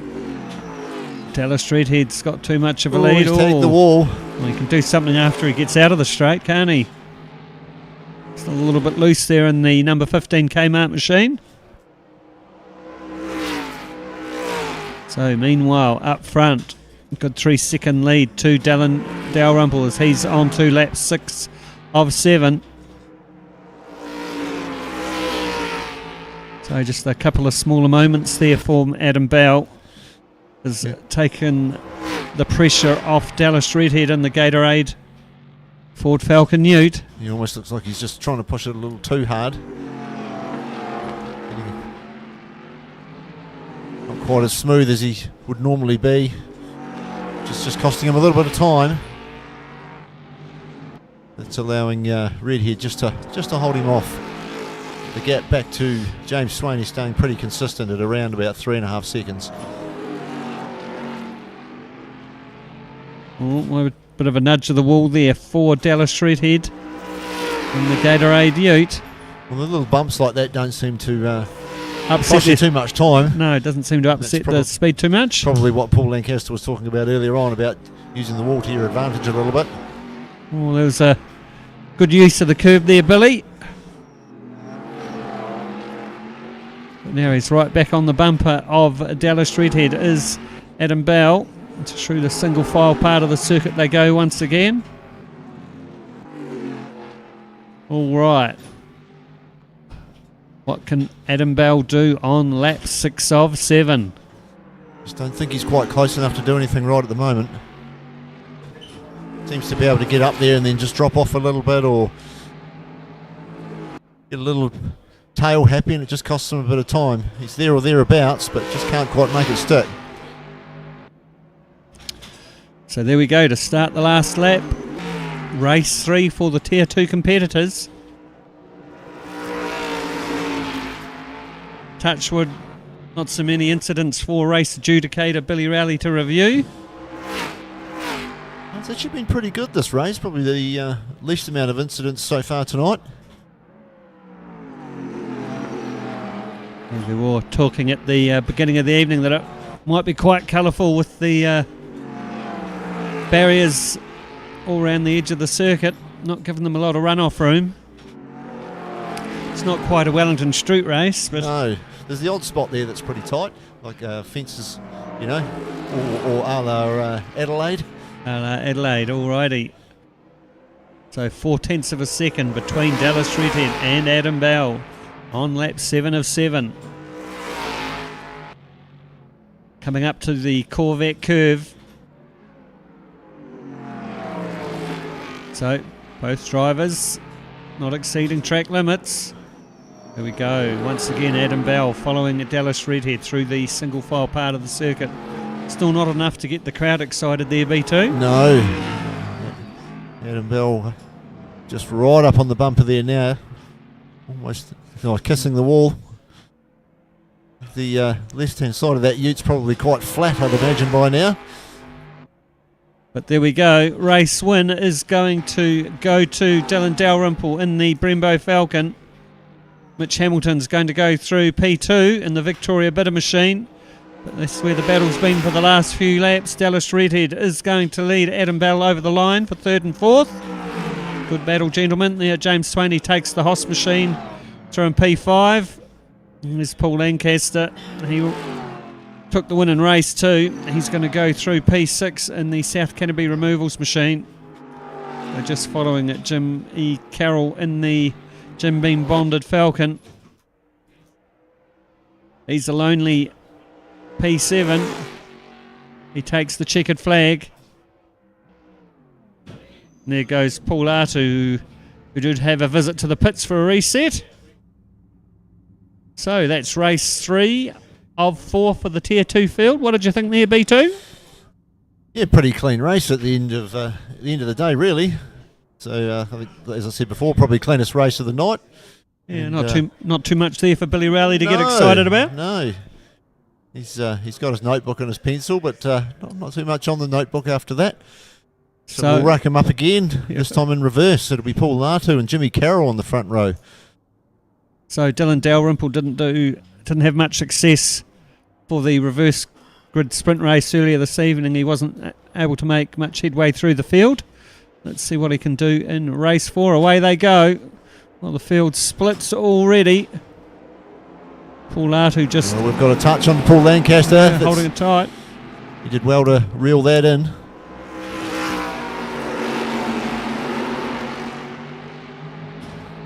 Now let's keep an eye on them as they head down to these next couple of corners. See who's going to outbrake themselves. Provide some entertainment for us. So Dylan Dalrymple just has a look down the inside, but And there it goes. It's picked it like a dirty nose. all right, so can Dylan Dalrymple get It's through all the on. field? There's Mitch Hamilton. He had a P2 in race 3. Paul Lancaster spins round the South Canterbury Removals Falcon. He's been pushed back to 8. There's Dallas Redhead. Had the good battle in race 3. He's going through in 5th position in the Gatorade machine. But Paul Latu leading the field. James Swaney's managed to inherit P2 in the HOSS machine. Jimmy Carroll in the Jim Beam bonded Falcon. He's going to run P3. And there he goes there. Dylan Dalrymple. Oh, looks like we've got a rodent loose on the floor.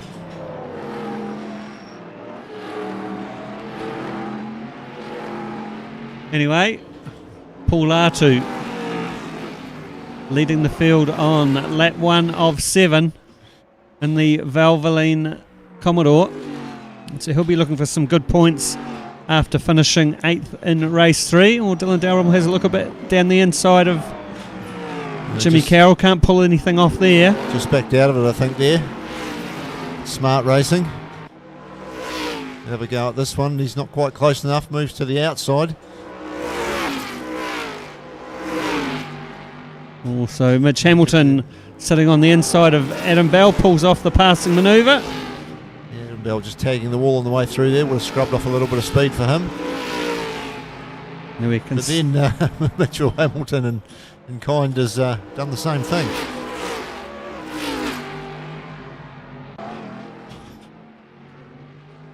So good 3-second lead for Paul Latu in the Valvoline Holden. James Swaney in the HOSS machine in P2. Jimmy Carroll in the Jim Beam machine. He's leading at the racing pack. Dylan Dalrymple starting at the back of the field for the reverse good race. He's now up to P4. So just watching Look Mitch out. Hamilton. There goes the Jim Oh, Beam bonded machine. don't know, was there any assistance there, B2? I don't think so. I think it might have been all on his own. Master of his own destiny. Some more colourful language in the background there from Jimmy Carroll. So, Dylan Dalrymple well on the inside. Oh, did he have all 4 wheels off the ripple strip there? That'll be something for Billy Rowley to have a little bit of a look at later on. Just trying to hold that position there alongside. Oh, he gets a wee nudge. Yeah, he hasn't had the single file memo through this part of the circuit. Oh, Mitch Hamilton getting awfully loose in the Victoria, bit of Holden as he gives it the jandle onto the straight. Now watch for Dylan Dalrymple to get up onto the back bumper of Mitchell Hamilton. Try and go up the inside. So this pack has closed up, so 145.3 for Paul Latu in clear air. 145.7 for James Swaney, 149. So Dallas Redhead, as he's leading the racing pack, his lap time's a little bit slower. So Mitch Hamilton just trying to go down the outside. Yeah, looking very racy, Mitch Hamilton. He was very fast through the past couple of corners. He's not going to go around that way though, I don't think. Might look for the crisscross. Go up the inside of the right-hander. He's going to do it. So Mitch Hamilton goes up to P3 in the Victoria bit of Holden. Pushes Dallas Redhead back in the Gatorade machine. And So- he's now fallen into the clutches of Dalrymple. Yeah, Dalrymple will be looking to try and get his Brembo Falcon further up the road. Paul Lancaster's now joined the party in the South Canterbury Removals Falcon. He's on Dylan Dalrymple's bumper as all action goes on. Now what's going on with James Swain? He looks to have slowed. Mitchell Hamilton up in front of him. He's fallen right back into that pack. Certainly has. Mitch Hamilton up to P2 in the Victoria Bidder machine. Didn't see what happened there. I wonder if he's just had a moment and he was just up and getting running again. He looked to be going very slow. Dalrymple. Right on the bumper of Redhead. It's Paul Lancaster just kissing the wall there.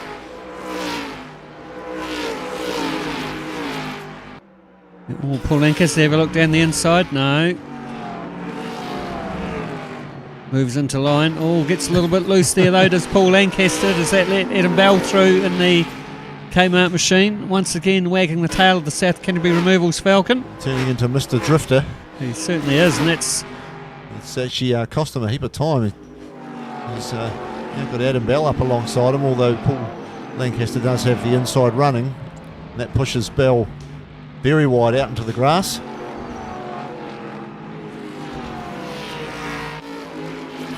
So, Dylan Dalrymple, can he get his way past Dallas Redhead?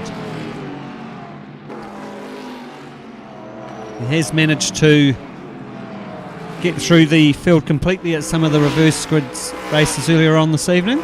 This season. But didn't have much success in race 2.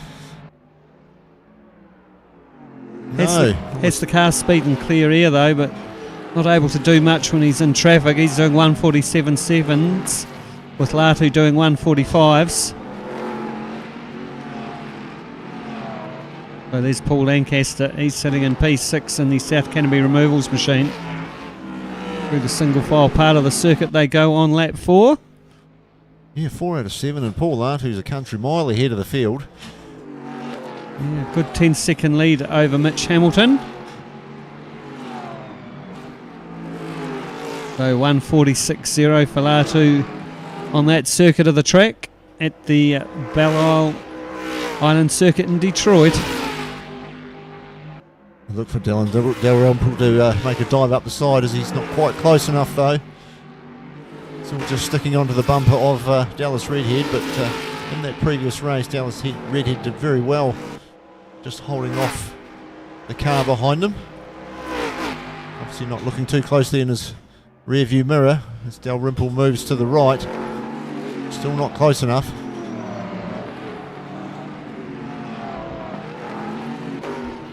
Yeah, you don't want to go from hero to zero and throw some good points away. Yeah, that's dead right. So looking back to Lancaster and Adam Bell as we focus on the battle between Dallas Redhead and Dylan Dalrymple for 4th spot. So there's James Swaney just up the road in the HOSS machine. He was running P2, but we think he had a moment where he was the master of his own destiny, leading through Mitch Hamilton. But it is Paul Latu now that's got an 11-second lead, or thereabouts, over Mitch Hamilton. He's making most of the clear air in the Valvoline Holden. A little nudge of the wall there for Adam Bell and the Kmart Holden Ute as they go through the single file part of the circuit. Off down the short straight once again. Paul Lancaster's just caught up onto the back of this battle pack, only a couple of 3 car lengths behind. As we see Dylan Dalrymple getting a bit sideways around those corners. Still up on the bumper of Dallas Redhead. Redhead not caving to the pressure. In fact, probably catching up onto the back of James Swaney, who currently sits in 3rd. So fastest lap of the race, 144.5, as Paul Lancaster is trying to get the South Canterbury Removals Falcon onto the bumper of Dylan Dalrymple's Brembo machine. Down the long back straight they go. Dallas Redhead taking a very conservative line. However, he might have cost himself some exit speed there. Paul Lancaster having to brake and almost avoid the back of Dalrymple there. Went into the corner pretty hot.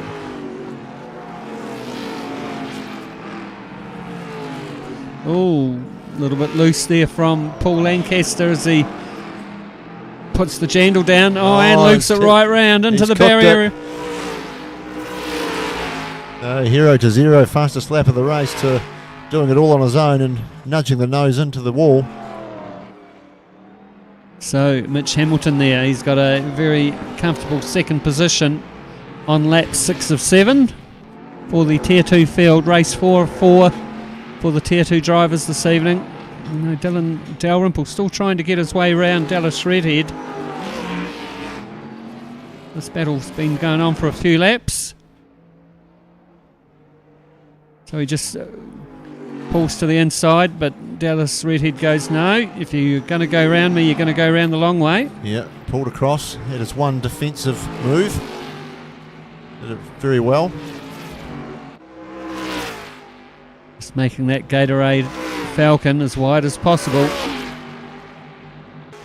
as they start lap 7 of 7. So only one lap for Dylan Dalrymple to pull off a manoeuvre. Down the long straight they go. Gets a little bit loose, hampering his entry speed onto the long back straight. Is that one move again from Redhead. Moves across to his left and just defends against Dalrymple. Yeah, just takes the racing line through the right-hander. We've seen a few moments there this evening over both fields, but get through safely this time.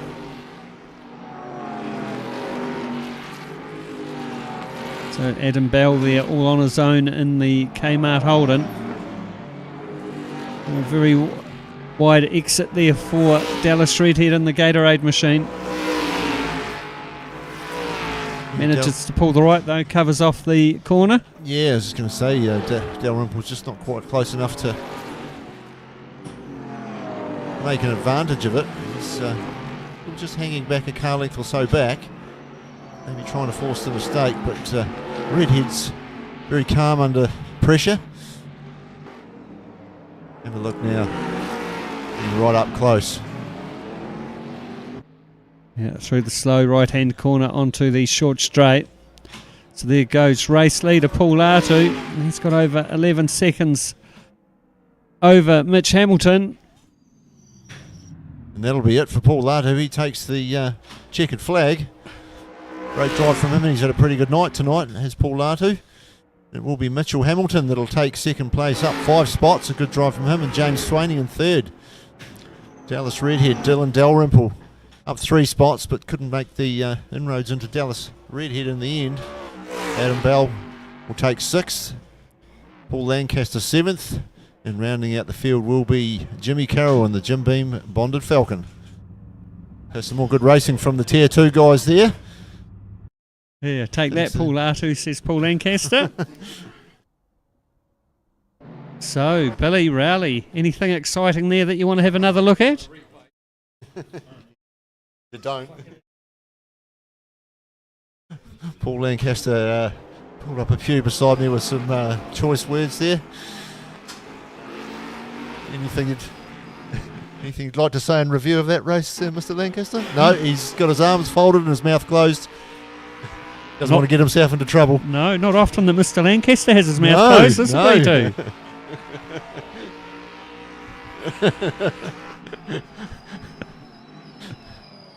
All right. We'll move on. He's not a happy camper. No. There we go. So what happened here? All right. So here we go. So there's a nudge on Paul Lancaster. So who's that? Adam Belle in the Kmart machine.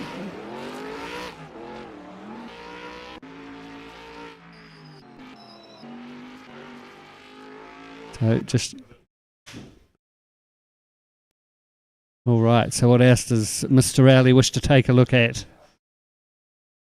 Not much. Not much. That was the only thing he found exciting in that race. So the good win, though, to Paul Artu in the Valvoline Holden Ute. What did you think there, Mr. Artu? It was quite a good, interesting race. Lucky to be out on pole and just held it from there. Yep, good clean race. Made the most of being on the front of the grid and drove away from the carnage. Yeah. As I said before, Paul Artie's had a good night tonight. He'll be happy with that. Certainly will. All right, so now we will have the Tier 1 drivers hop in once again. So another short 5-minute qualifying session, is it, Billy? Yep, so 5 minutes for the Tier 1 field. Let's see who can get out there and put their stake in the ground. Young Alex Sprague once again. He's the driver to chase.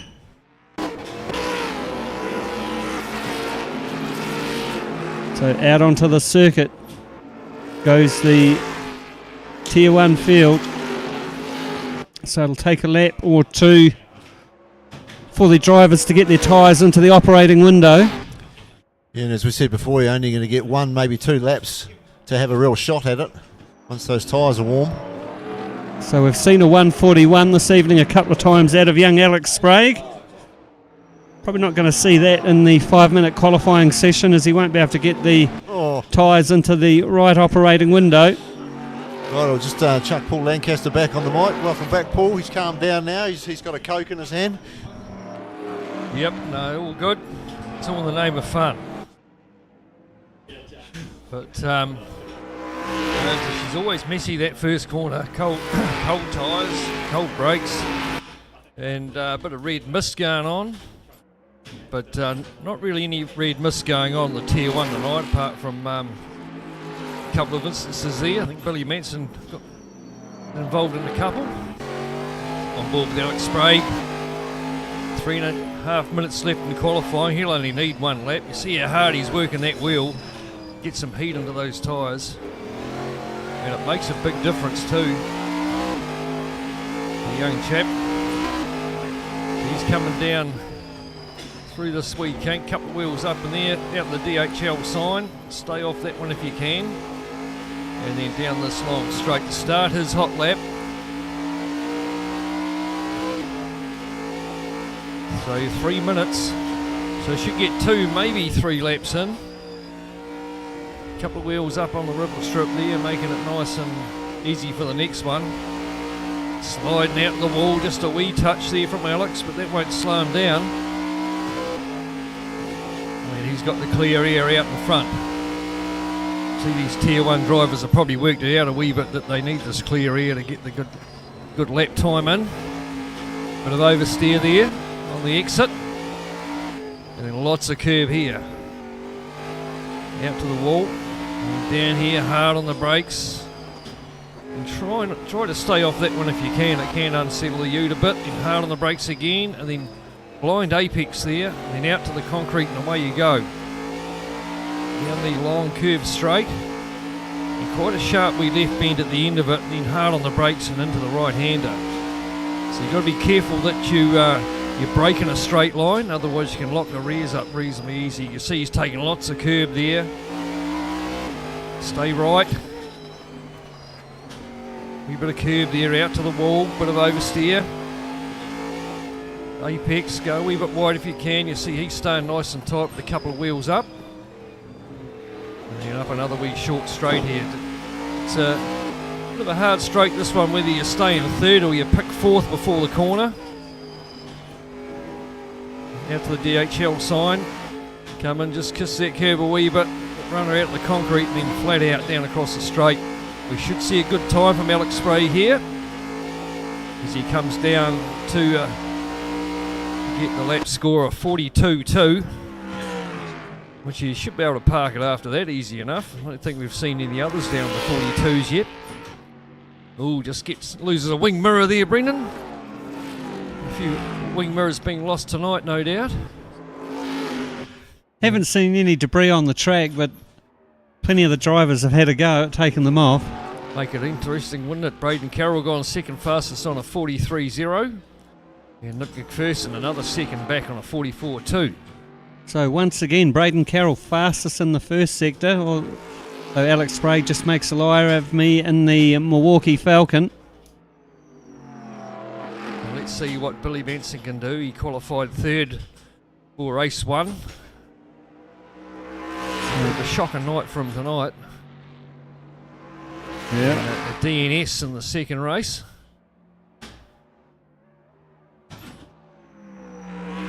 There's Alex Sprague again, the brakes on fire. through the right hand, the left. Keeping it nice and tidy.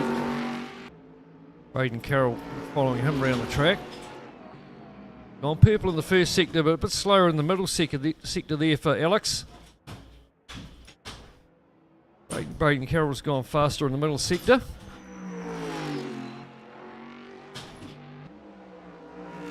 Down through the last corner, down the long straight. I'll pass you over to B2 while I go and hear the results. So Paul, just off to hear the results of the Tier 2 field as we watch Alex Sprague doing a 1:41.9 in qualifying. That's not too bad for a 5-minute run in the V8 Utes. As we watch Nick McPherson get the Brembo machine all out of shape. Braden Carroll not too far behind though, 1:42.1, only 0.2 of a second in it, or 0.244. And then Nick McPherson, 1:43.9. He's third fastest provisionally. It's just looking at Shane Edgar there at the moment. He's in the big flash sim tonight. But, for those of you that don't know or haven't been down here to HOSS, it moves around a lot. We can feel it through the floor. Gives you a thump in the back if you get it wrong. Yeah, quite realistic. In fact, I had a go on it and ended up with almost motion sickness. So 7 laps to go. Race 3 for the Tier 1 field this evening, coming at you from the Detroit Belle Isle circuit.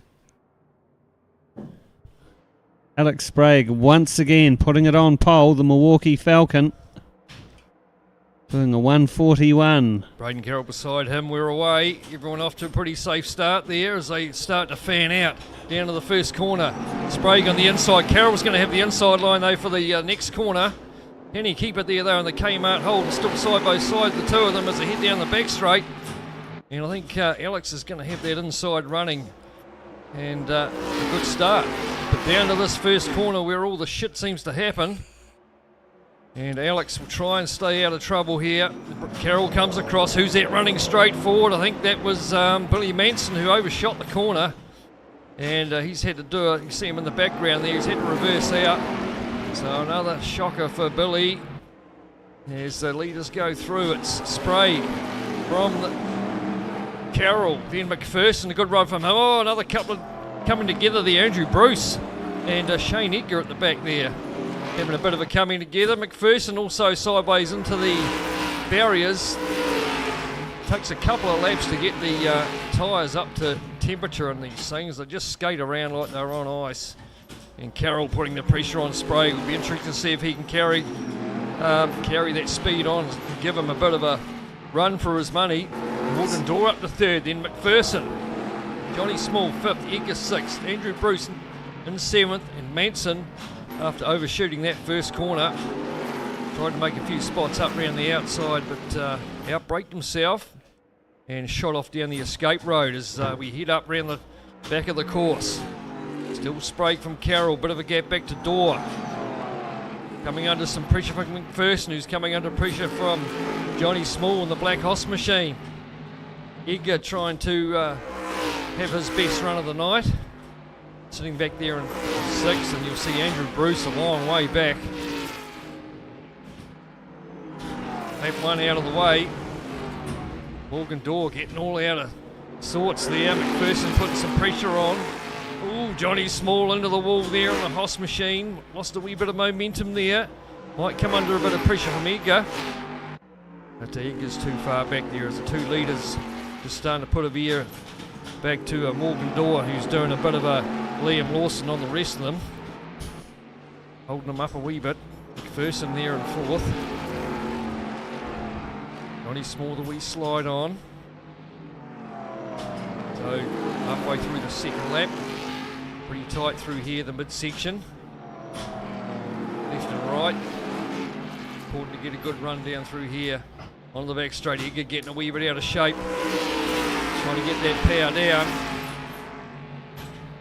There's Alex Sprague just starting to eke out wee bit of real estate between himself and Braden Carroll. He goes to battle for third. McPherson all over the back of Morgan Dorr in the old Muppet machine.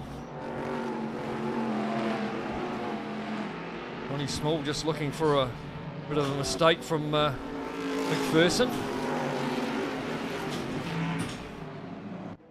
With a right-hander down this wee short straight. A couple of them just touching the wall as they put the power down. Morgan Dorr still hanging on to third. Here's McPherson just starting to fall back from Dorr a little bit now as they go down the front straight to complete lap 2. A nice four-wheel drift there from Shane Edgar, South Canterbury Removals machine. A 41.8 from Alex Sprague. Just really is a sensation behind the sim, Brendan. Well, that's only lap 2, so he's probably not really getting the tyres into the perfect operating window until lap 3 of the race. So there we got McPherson coming under some pressure from Johnny Small, being quite defensive, staying on that inside line. McPherson, Small tries to go around the outside line, and a touch and go whether McPherson had all four wheels over or not. Trying to be defensive. Small now has got the job done. Goes around the outside of McPherson. Good passing move from him. Here comes Edgar having a wee sniff up the inside as well. McPherson in the Brembo Newlon red and white ute. Here he is, number 31. He's fallen back to 5th place now. Edgar, 6th. And look who's not too far behind him. It's Andrew Bruce. So Andrew will be hoping for a wee bit of carnage up in front. well, Billy Manson's chasing Andrew Bruce around the circuit there, Paul. He's got the gap down to under a second. We can just see the Victoria Bidder machine there in the back of shot. That's right. Well, he's a lot of points behind this round. Billy Manson not looking good for him round-wise. They come up a wee short straight. Into the wall goes McPherson and Edgar. Both follow each other in. Pretty strong wing mirrors there though on those utes. Once again getting a wee bit out of shape. Edgar comes across, a big tank slapper into the opposite side of the track. Keeps it going though, but he's going to come under some pressure from Andrew Bruce. Going to try and go around the outside in the Jim Beam Falcon. Can he keep it there when it comes down to the right-hander? Edgar's still got it there. He's holding him up a bit though. This has allowed Manson to get on the back of Bruce as they come through the left-hander down the back straight. And she's all on like you've never seen before. So there's been more touching than a swingers party at the moment, that's for sure. Just locking the rears up there. There's Shane Edgar. Still keeping it on the track though. So head up towards the left-right combination. Still Edgar in 6th. Manson, Bruce in 7th. And Manson there in the VB ute. He's at the tail, but not too far away from a couple of spots. Down the back straight again, she's pretty tidy. No one into the wall this time through. Forget about the leader, he's long gone, Alex Sprague. 4 seconds over Braden Carroll. Morgan Dorr still doing a good job in 3rd place. Coming under some pressure from Johnny Small. He's got Nick McPherson right up behind him as well. And these 3 guys aren't too far away from... There goes Bruce having a wee sniff up the inside of Edgar, trying to have a wee look. Oh, coming together between the 2 of them. And Manson's going to take full advantage and go through on Edgar. So I think Shane got out of shape there. And oh, he's getting out of shape himself there, Andrew Bruce. Billy Manson can smell blood as they come down the back straight. These 2 old foes have been hammer and tongs for a couple of seasons. What can Manson do now in the VB ute? Can he sniff another position down the front straight? No, he can't. He'll have to sit behind the Jim Beam Falcon. Through the right-hander. Bit of grass being kicked up. Manson, though, up to 7th. In the background there, you'll see Edgar and the South Canterbury Removals ute. So the next corner pool's where most of the action's been happening this evening, with the braking zone into the right-hander. That's right. Oh, it's no. quite deceiving there with the braking markers with the 400, the 300, the 200. Normally you'd want to break around the sort of 150 mark, but sort of with these things, they take a bit of pulling up. You're around the 250. Oh, getting out of shape, Andrew Bruce. Like an old lady in their mobility scooter, get a caught on the side of the pavement. And through goes Billy Manson up another spot to 6th.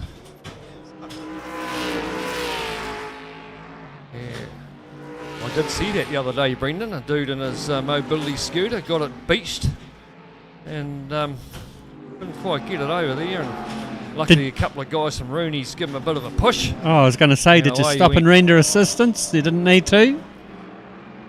It's like my father-in-law went to a meeting at Greypower, Brendan, 84 years old he is, and this dude was selling mobility scooters. And one of Charlie's mates says, yeah, I'll take one. And another mate said, yeah, I'll take one. Charlie said, don't worry about me, I'll get mine. And he went out and brought a Can-Am Spider V Twin 1000. That's his mobility scooter. Probably can't see 10 feet in front of him, but nonetheless, that's my type of mobility scooter. Oh, Morgan Dorr. He's fallen back a couple of spots. Johnny Small up to 3rd now. McPherson up to 4th. So Morgan Dorr, a couple of spots down. Got one hand on that hand grenade, just the other one just reaching for the pin, just trying to keep it on the track. So while all this carnage has been going on, Alex Sprague's managed to do another fastest lap. This time a 1:41.3. Yeah, he's making everyone else look pretty stupid, really, including myself. And Billy Manson on the wheel out in the dirt. So there's 3rd, 4th, 5th, 6th and 7th, all in that one shot. With Johnny Small running in 3rd. Copped the penalty, I think, in that previous race where he finished 2nd. Or if he didn't, he bloody well should have. You see Andrew Bruce in the background there, a bit of a slide going on. Braden Carroll, though, pretty solid 2nd place at present. He's a wee way up the road from Johnny Small. There goes Manson 6th. Been a trying night for Billy. As well, he hasn't got any soup with him because he'd be crying in the bloody stuff if he did. Nice wee slide going on through that section. Don't know if that's a quick way around or not, but 41.1 Alex Sprague, look at that. Are we going to see a sub 1 minute 40 perhaps? A high 40? Oh, Manson just giving the wall a bit of a kiss, saying how you going out there. Andrew Bruce not too far away either, but only takes one mistake to make up a few spots or lose a few spots here. Sprague from Carroll, Johnny Small, Nick McPherson. Morgan Dorr still sitting 5th there in the Muppet machine. There's Billy Manson in the VB. He's probably had a few of those in the first couple of races. Went away and thought about it. Come back and running 6th at present. Still not the best race for Manson going by his standards. Normally he's up in the top 2 or 3, or hassling shit out of Alex Sprague, but Sprague's got it easy tonight, that's for sure. Through the left-right section here, pretty tight, bit of a slap against the wall in the old Utes. Oh, a bit of a slide from Morgan Dorr. Might allow Manson to get on the back of him. Here we go on board as we head up the straight. Coming up to what is a pretty difficult passing position. If you're going to go up the inside, he might have a wee look, does he? No, Morgan Dorr sits middle of the track, quite defensive. Got a good run though, but no way through here. Yeah, single file through this part of the circuit. Just have to bide his time through there. You could be a concrete mixer through there and no one would still get past you. Not till you get round that corner. Look at the leader, round to reel off another lap already as the guys we're watching are halfway round. Here goes Braden Carroll. Well, only 2nd at the moment. And quite a few seconds back from Alex Sprague. There's Johnny Small. Another good run at the moment, as long as he doesn't pick up another penalty somewhere along the way. And here's the battle at the rear. Andrew Bruce must have had another moment. Shane Edgar trying to make that a wide falcon as he comes down the back straight. Trying to do a bit of drifting. Into the wall he goes, Edgar. Just trying to make it difficult for All right. The race is over. So another win for Alex Sprague, 3 from 3. Braden Carroll, Johnny Small, that's your podium. So let's see if there's anything interesting for Billy Rowley to have a look at.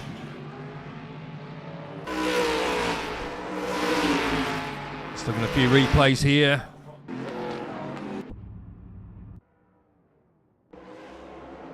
Down on the first corner, this is where some of the action can happen. Go down to the second corner, 90 degree at the end of the front straight. Looks pretty tidy from there. Just flying in behind Nick McPherson. And getting a wee bit out of shape there on his own was Edgar. Then come across and got a bit of a tank slapper from the Jim Bean machine.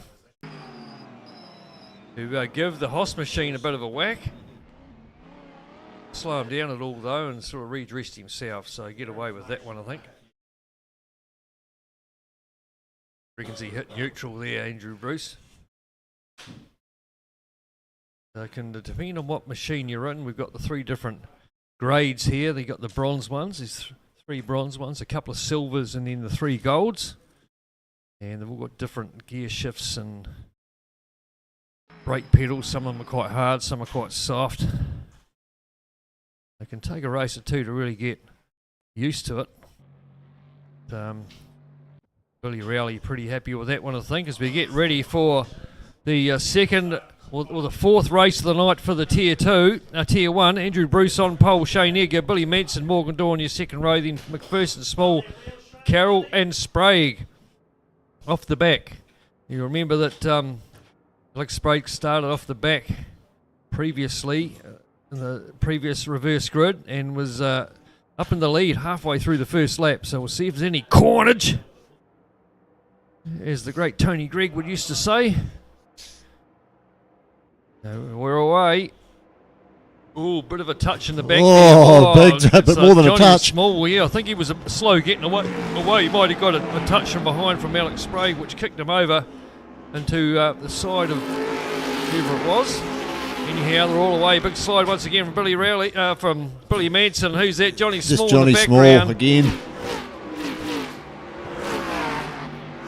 So everyone's in the dark, or getting darker, getting towards the end of the night's racing. And here comes the sun once again. So it's Edgar out in front from Andrew Bruce, Billy Manson up to 3rd. Then it's McPherson.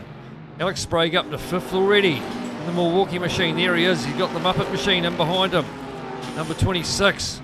Braden Carroll tagging every wall on every corner on the way through. Not sure what's going on there. It's pretty hard not to overdrive the things on the first lap. You just so much understeering the things. And then understeer, oversteer. As they hit up the long straight, hard on the brakes. Ooh, it looked like it was getting close to 4 wheels over there. I think from Alex Sprague, you'll have to watch that. Billy Rowley's got them eyes on. A few decisions to make a wee bit later on, I think. No, down the short straight, still Edgar leads from Bruce, then Manson. Manson just got his nose, trying to get his nose up the inside. Sprague up to 4th, so he's got through on McPherson. As we come down to reel off lap number 1, it's gonna. Oh, it's Braden Carroll. It is still. Once again, still hitting the walls. He's liking that wall, isn't he? Yeah. Down to reel off lap number 1. Manson getting a wee bit defensive as they come down into the first corner, which compromises the left-hander. Sprague might get a run on him down the back straight here. Just into the wall a wee bit as well. Carroll's still carrying on, trying to leave his mark on every wall. Down the long straight, hard on the brakes. Shane Edgar got a nice big gap back to Bruce. Manson still hanging on the 3rd, getting very defensive from Sprague. Then we've got McPherson. Here goes Dorr having a wee sniff up the inside like a dirty old dog, but no way through from him. And Carroll's in the back there just waiting for something to happen. And forget about Johnny Small, I don't know where he's gone, but definitely not in shot. On board with Alex Sprague as he tags on the back of Billy Manson up the long straight. Quite a nice track this one here. If none of you have ever done it. And hard on the brakes in a straight line. He'll try and get his nose up the inside, will he? Or do the crossover. But Manson's got him covered into the tight left and right combination. Bit of a stab on the accelerator. Just ride her through here. Just be patient. And then throw the body weight the other way. Then up the straight. So Manson in third place, on board with Sprague, just letting him know he's there. Just try and put him off a wee bit there, Billy Manson. But looking pretty good there at the moment, staying off the curb, down the rail off another lap. Shane Edgar leads the way from Andrew Bruce. Fastest lap of the race, 43.5 from Andrew Bruce. That should disappear in a minute. Here he goes, Sprague trying to get the nose up the inside through the corner, side by side the two of them. Good racing from these two. Manson goes into the wall again. He's got that preferred inside line and he'll stay there. Sprague will come across and try and get a bit of a toe down as he head down towards the braking zone. Manson's going to stay up the inside there, brakes early. Big dive. And he broke about about 100 metres too early there, I think. Sprague just about hit him. And got round the outside easy enough to Alex Sprague. So that's good reactions from Alex Sprague. It could was. very easily have been straight into the back of him. So up to third now for young Alex. Trying to make it at, 4 from 4 tonight, is it? He's had 3 on the trot, is he? 3 on the trot, yeah. Got a bit of work to do though. These other two up in front starting to have a bit of a battle. Edgar now got Andrew Bruce all over the back of him. Ooh, getting a wee bit out of shape was Edgar, and Bruce there was pushing the limits on the track limits. And like I say, she's pretty hard to try and pass someone around here. And hard on the brakes into the right hander. Thought about it. Did think about it, didn't he? So Edgar still leads from Bruce. There's the other battle in the background there. Sprague just starting to drop Manson off a wee bit. Nick McPherson still hanging on to 5th from Braden Carroll, who's managed to get through on Morgan Dorr. Oh, Sprague into the wall, just giving it a wee nudge with the rear. Down to reel off another one. Now Andrew Bruce, what can he do? Fastest lap of the race at 42.6. Alex Sprague. The best lap from his standards, but nonetheless got that pass made on Billy Manson. Just see how far back Billy's dropped. Just about 2 seconds further back, as it looks like McPherson and Carroll having a bit of a stoush in the background as well. As we see the old limits being pushed once more. Alex Sprague pretty fast catching up onto the tail of Andrew Bruce. Won't be long, and he'll be right up on his back bumper. Yeah, that's right. Just Andrew Bruce, hopefully he can keep it there. He's had a couple of good results tonight. One bit of a shocker from his standards, but sitting in second at the moment. Edgar will be geezing in the old windows. He'll have Bruce on one side, just about Sprague on the other as they come down the heavy braking zone. Still Shane Edgar leads the way from Andrew Bruce. 3 of them together. Oh, Manson out of shape there in 4th place. Hit the wall and around he went. Got it underway again, but lost a lot of momentum. This is looking out the back of the leader. Shane Edgar and the South Canterbury Removals Ute. Andrew Bruce and the Jim Beam Falcon. And then Alex Sprague in behind in the Milwaukee entry. Sitting there in 3rd place. Taking a lot of curb there, Andrew Bruce. None of them are having anything to do with that one though. It hits the wall. Might give Sprague a bit of a run down the front straight, down through the kink. Doing it good at the moment, Shane Edgar. Here goes Sprague. Is he going to have a wee sniff? No, he's not. He might try and fly up Bruce down the end of the front straight. Back straight, I should say. Here he goes. He's going to try and get his nose up the inside. Bruce should be coming over, being defensive. And that's something that, I thought Andrew Bruce might have been awake to that. Stayed up that inside line. But anyhow, Sprague up to second, so Shane Edgar not too happy about that in the background. probably going to happen sooner or later. It was a couple of 3 laps still to go, but Andrew Bruce decides that to let him through. Mance in the background there in 4th place, his best of the evening. On board with Alex Sprague. What can he do now about Shane Edgar? Well, Shane's done a lot of 2K Cup racing over the years, and Alex has done a little bit, 2 or 3 rounds, I think.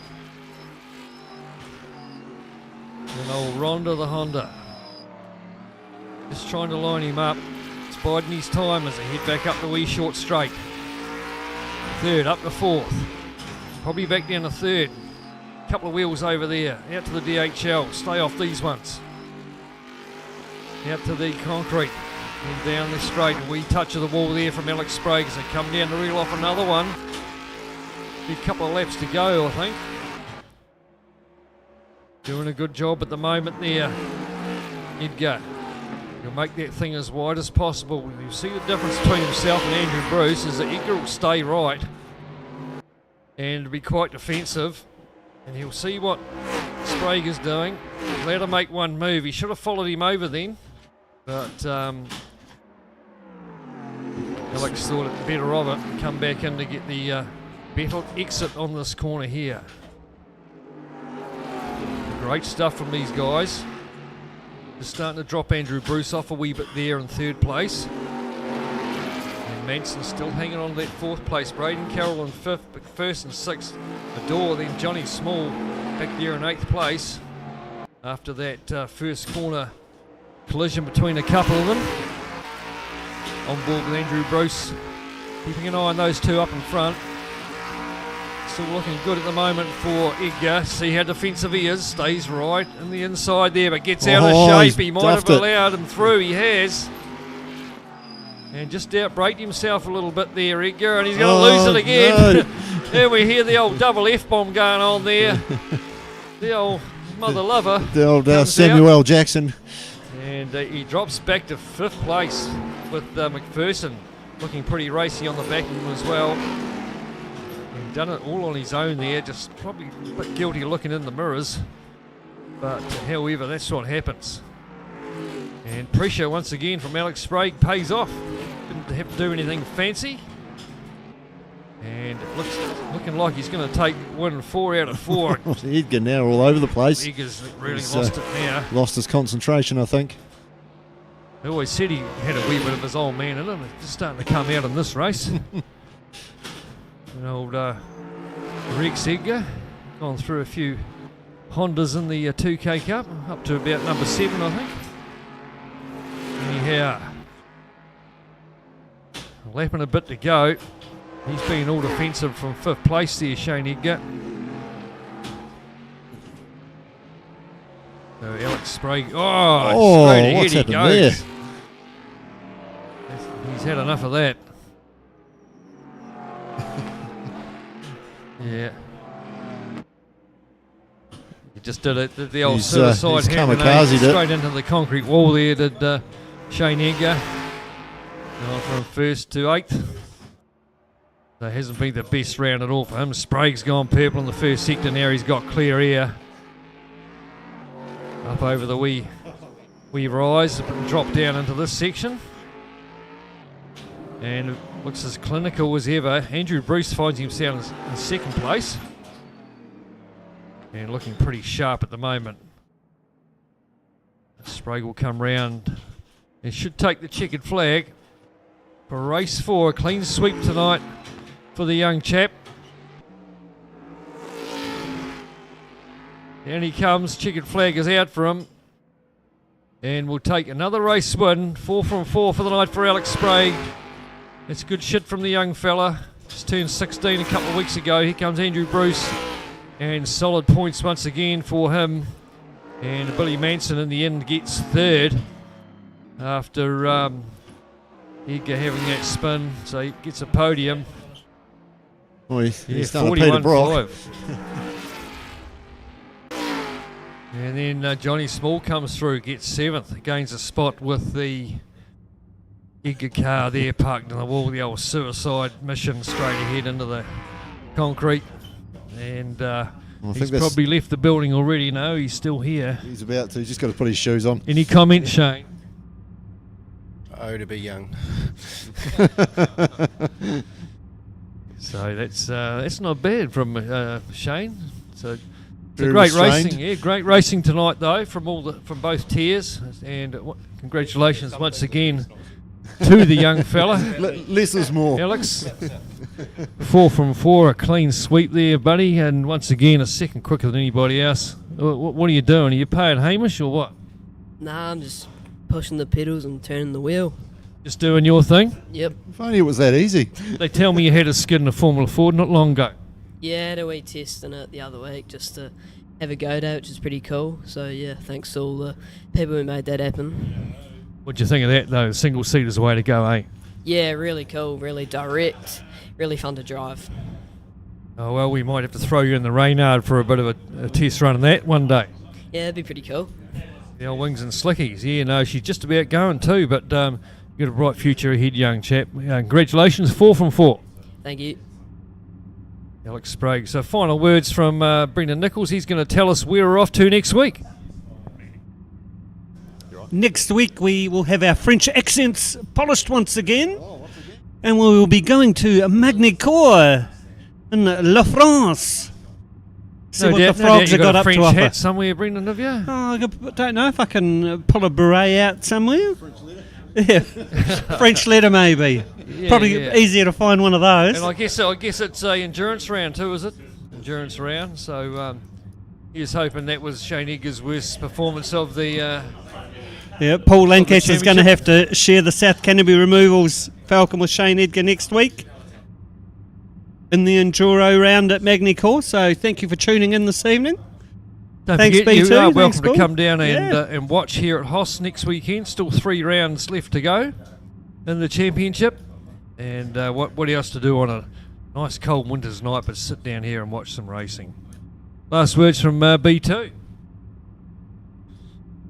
Thanks, Paul. I think you've covered it all off pretty well. We'll just see you all next week again for some more action-packed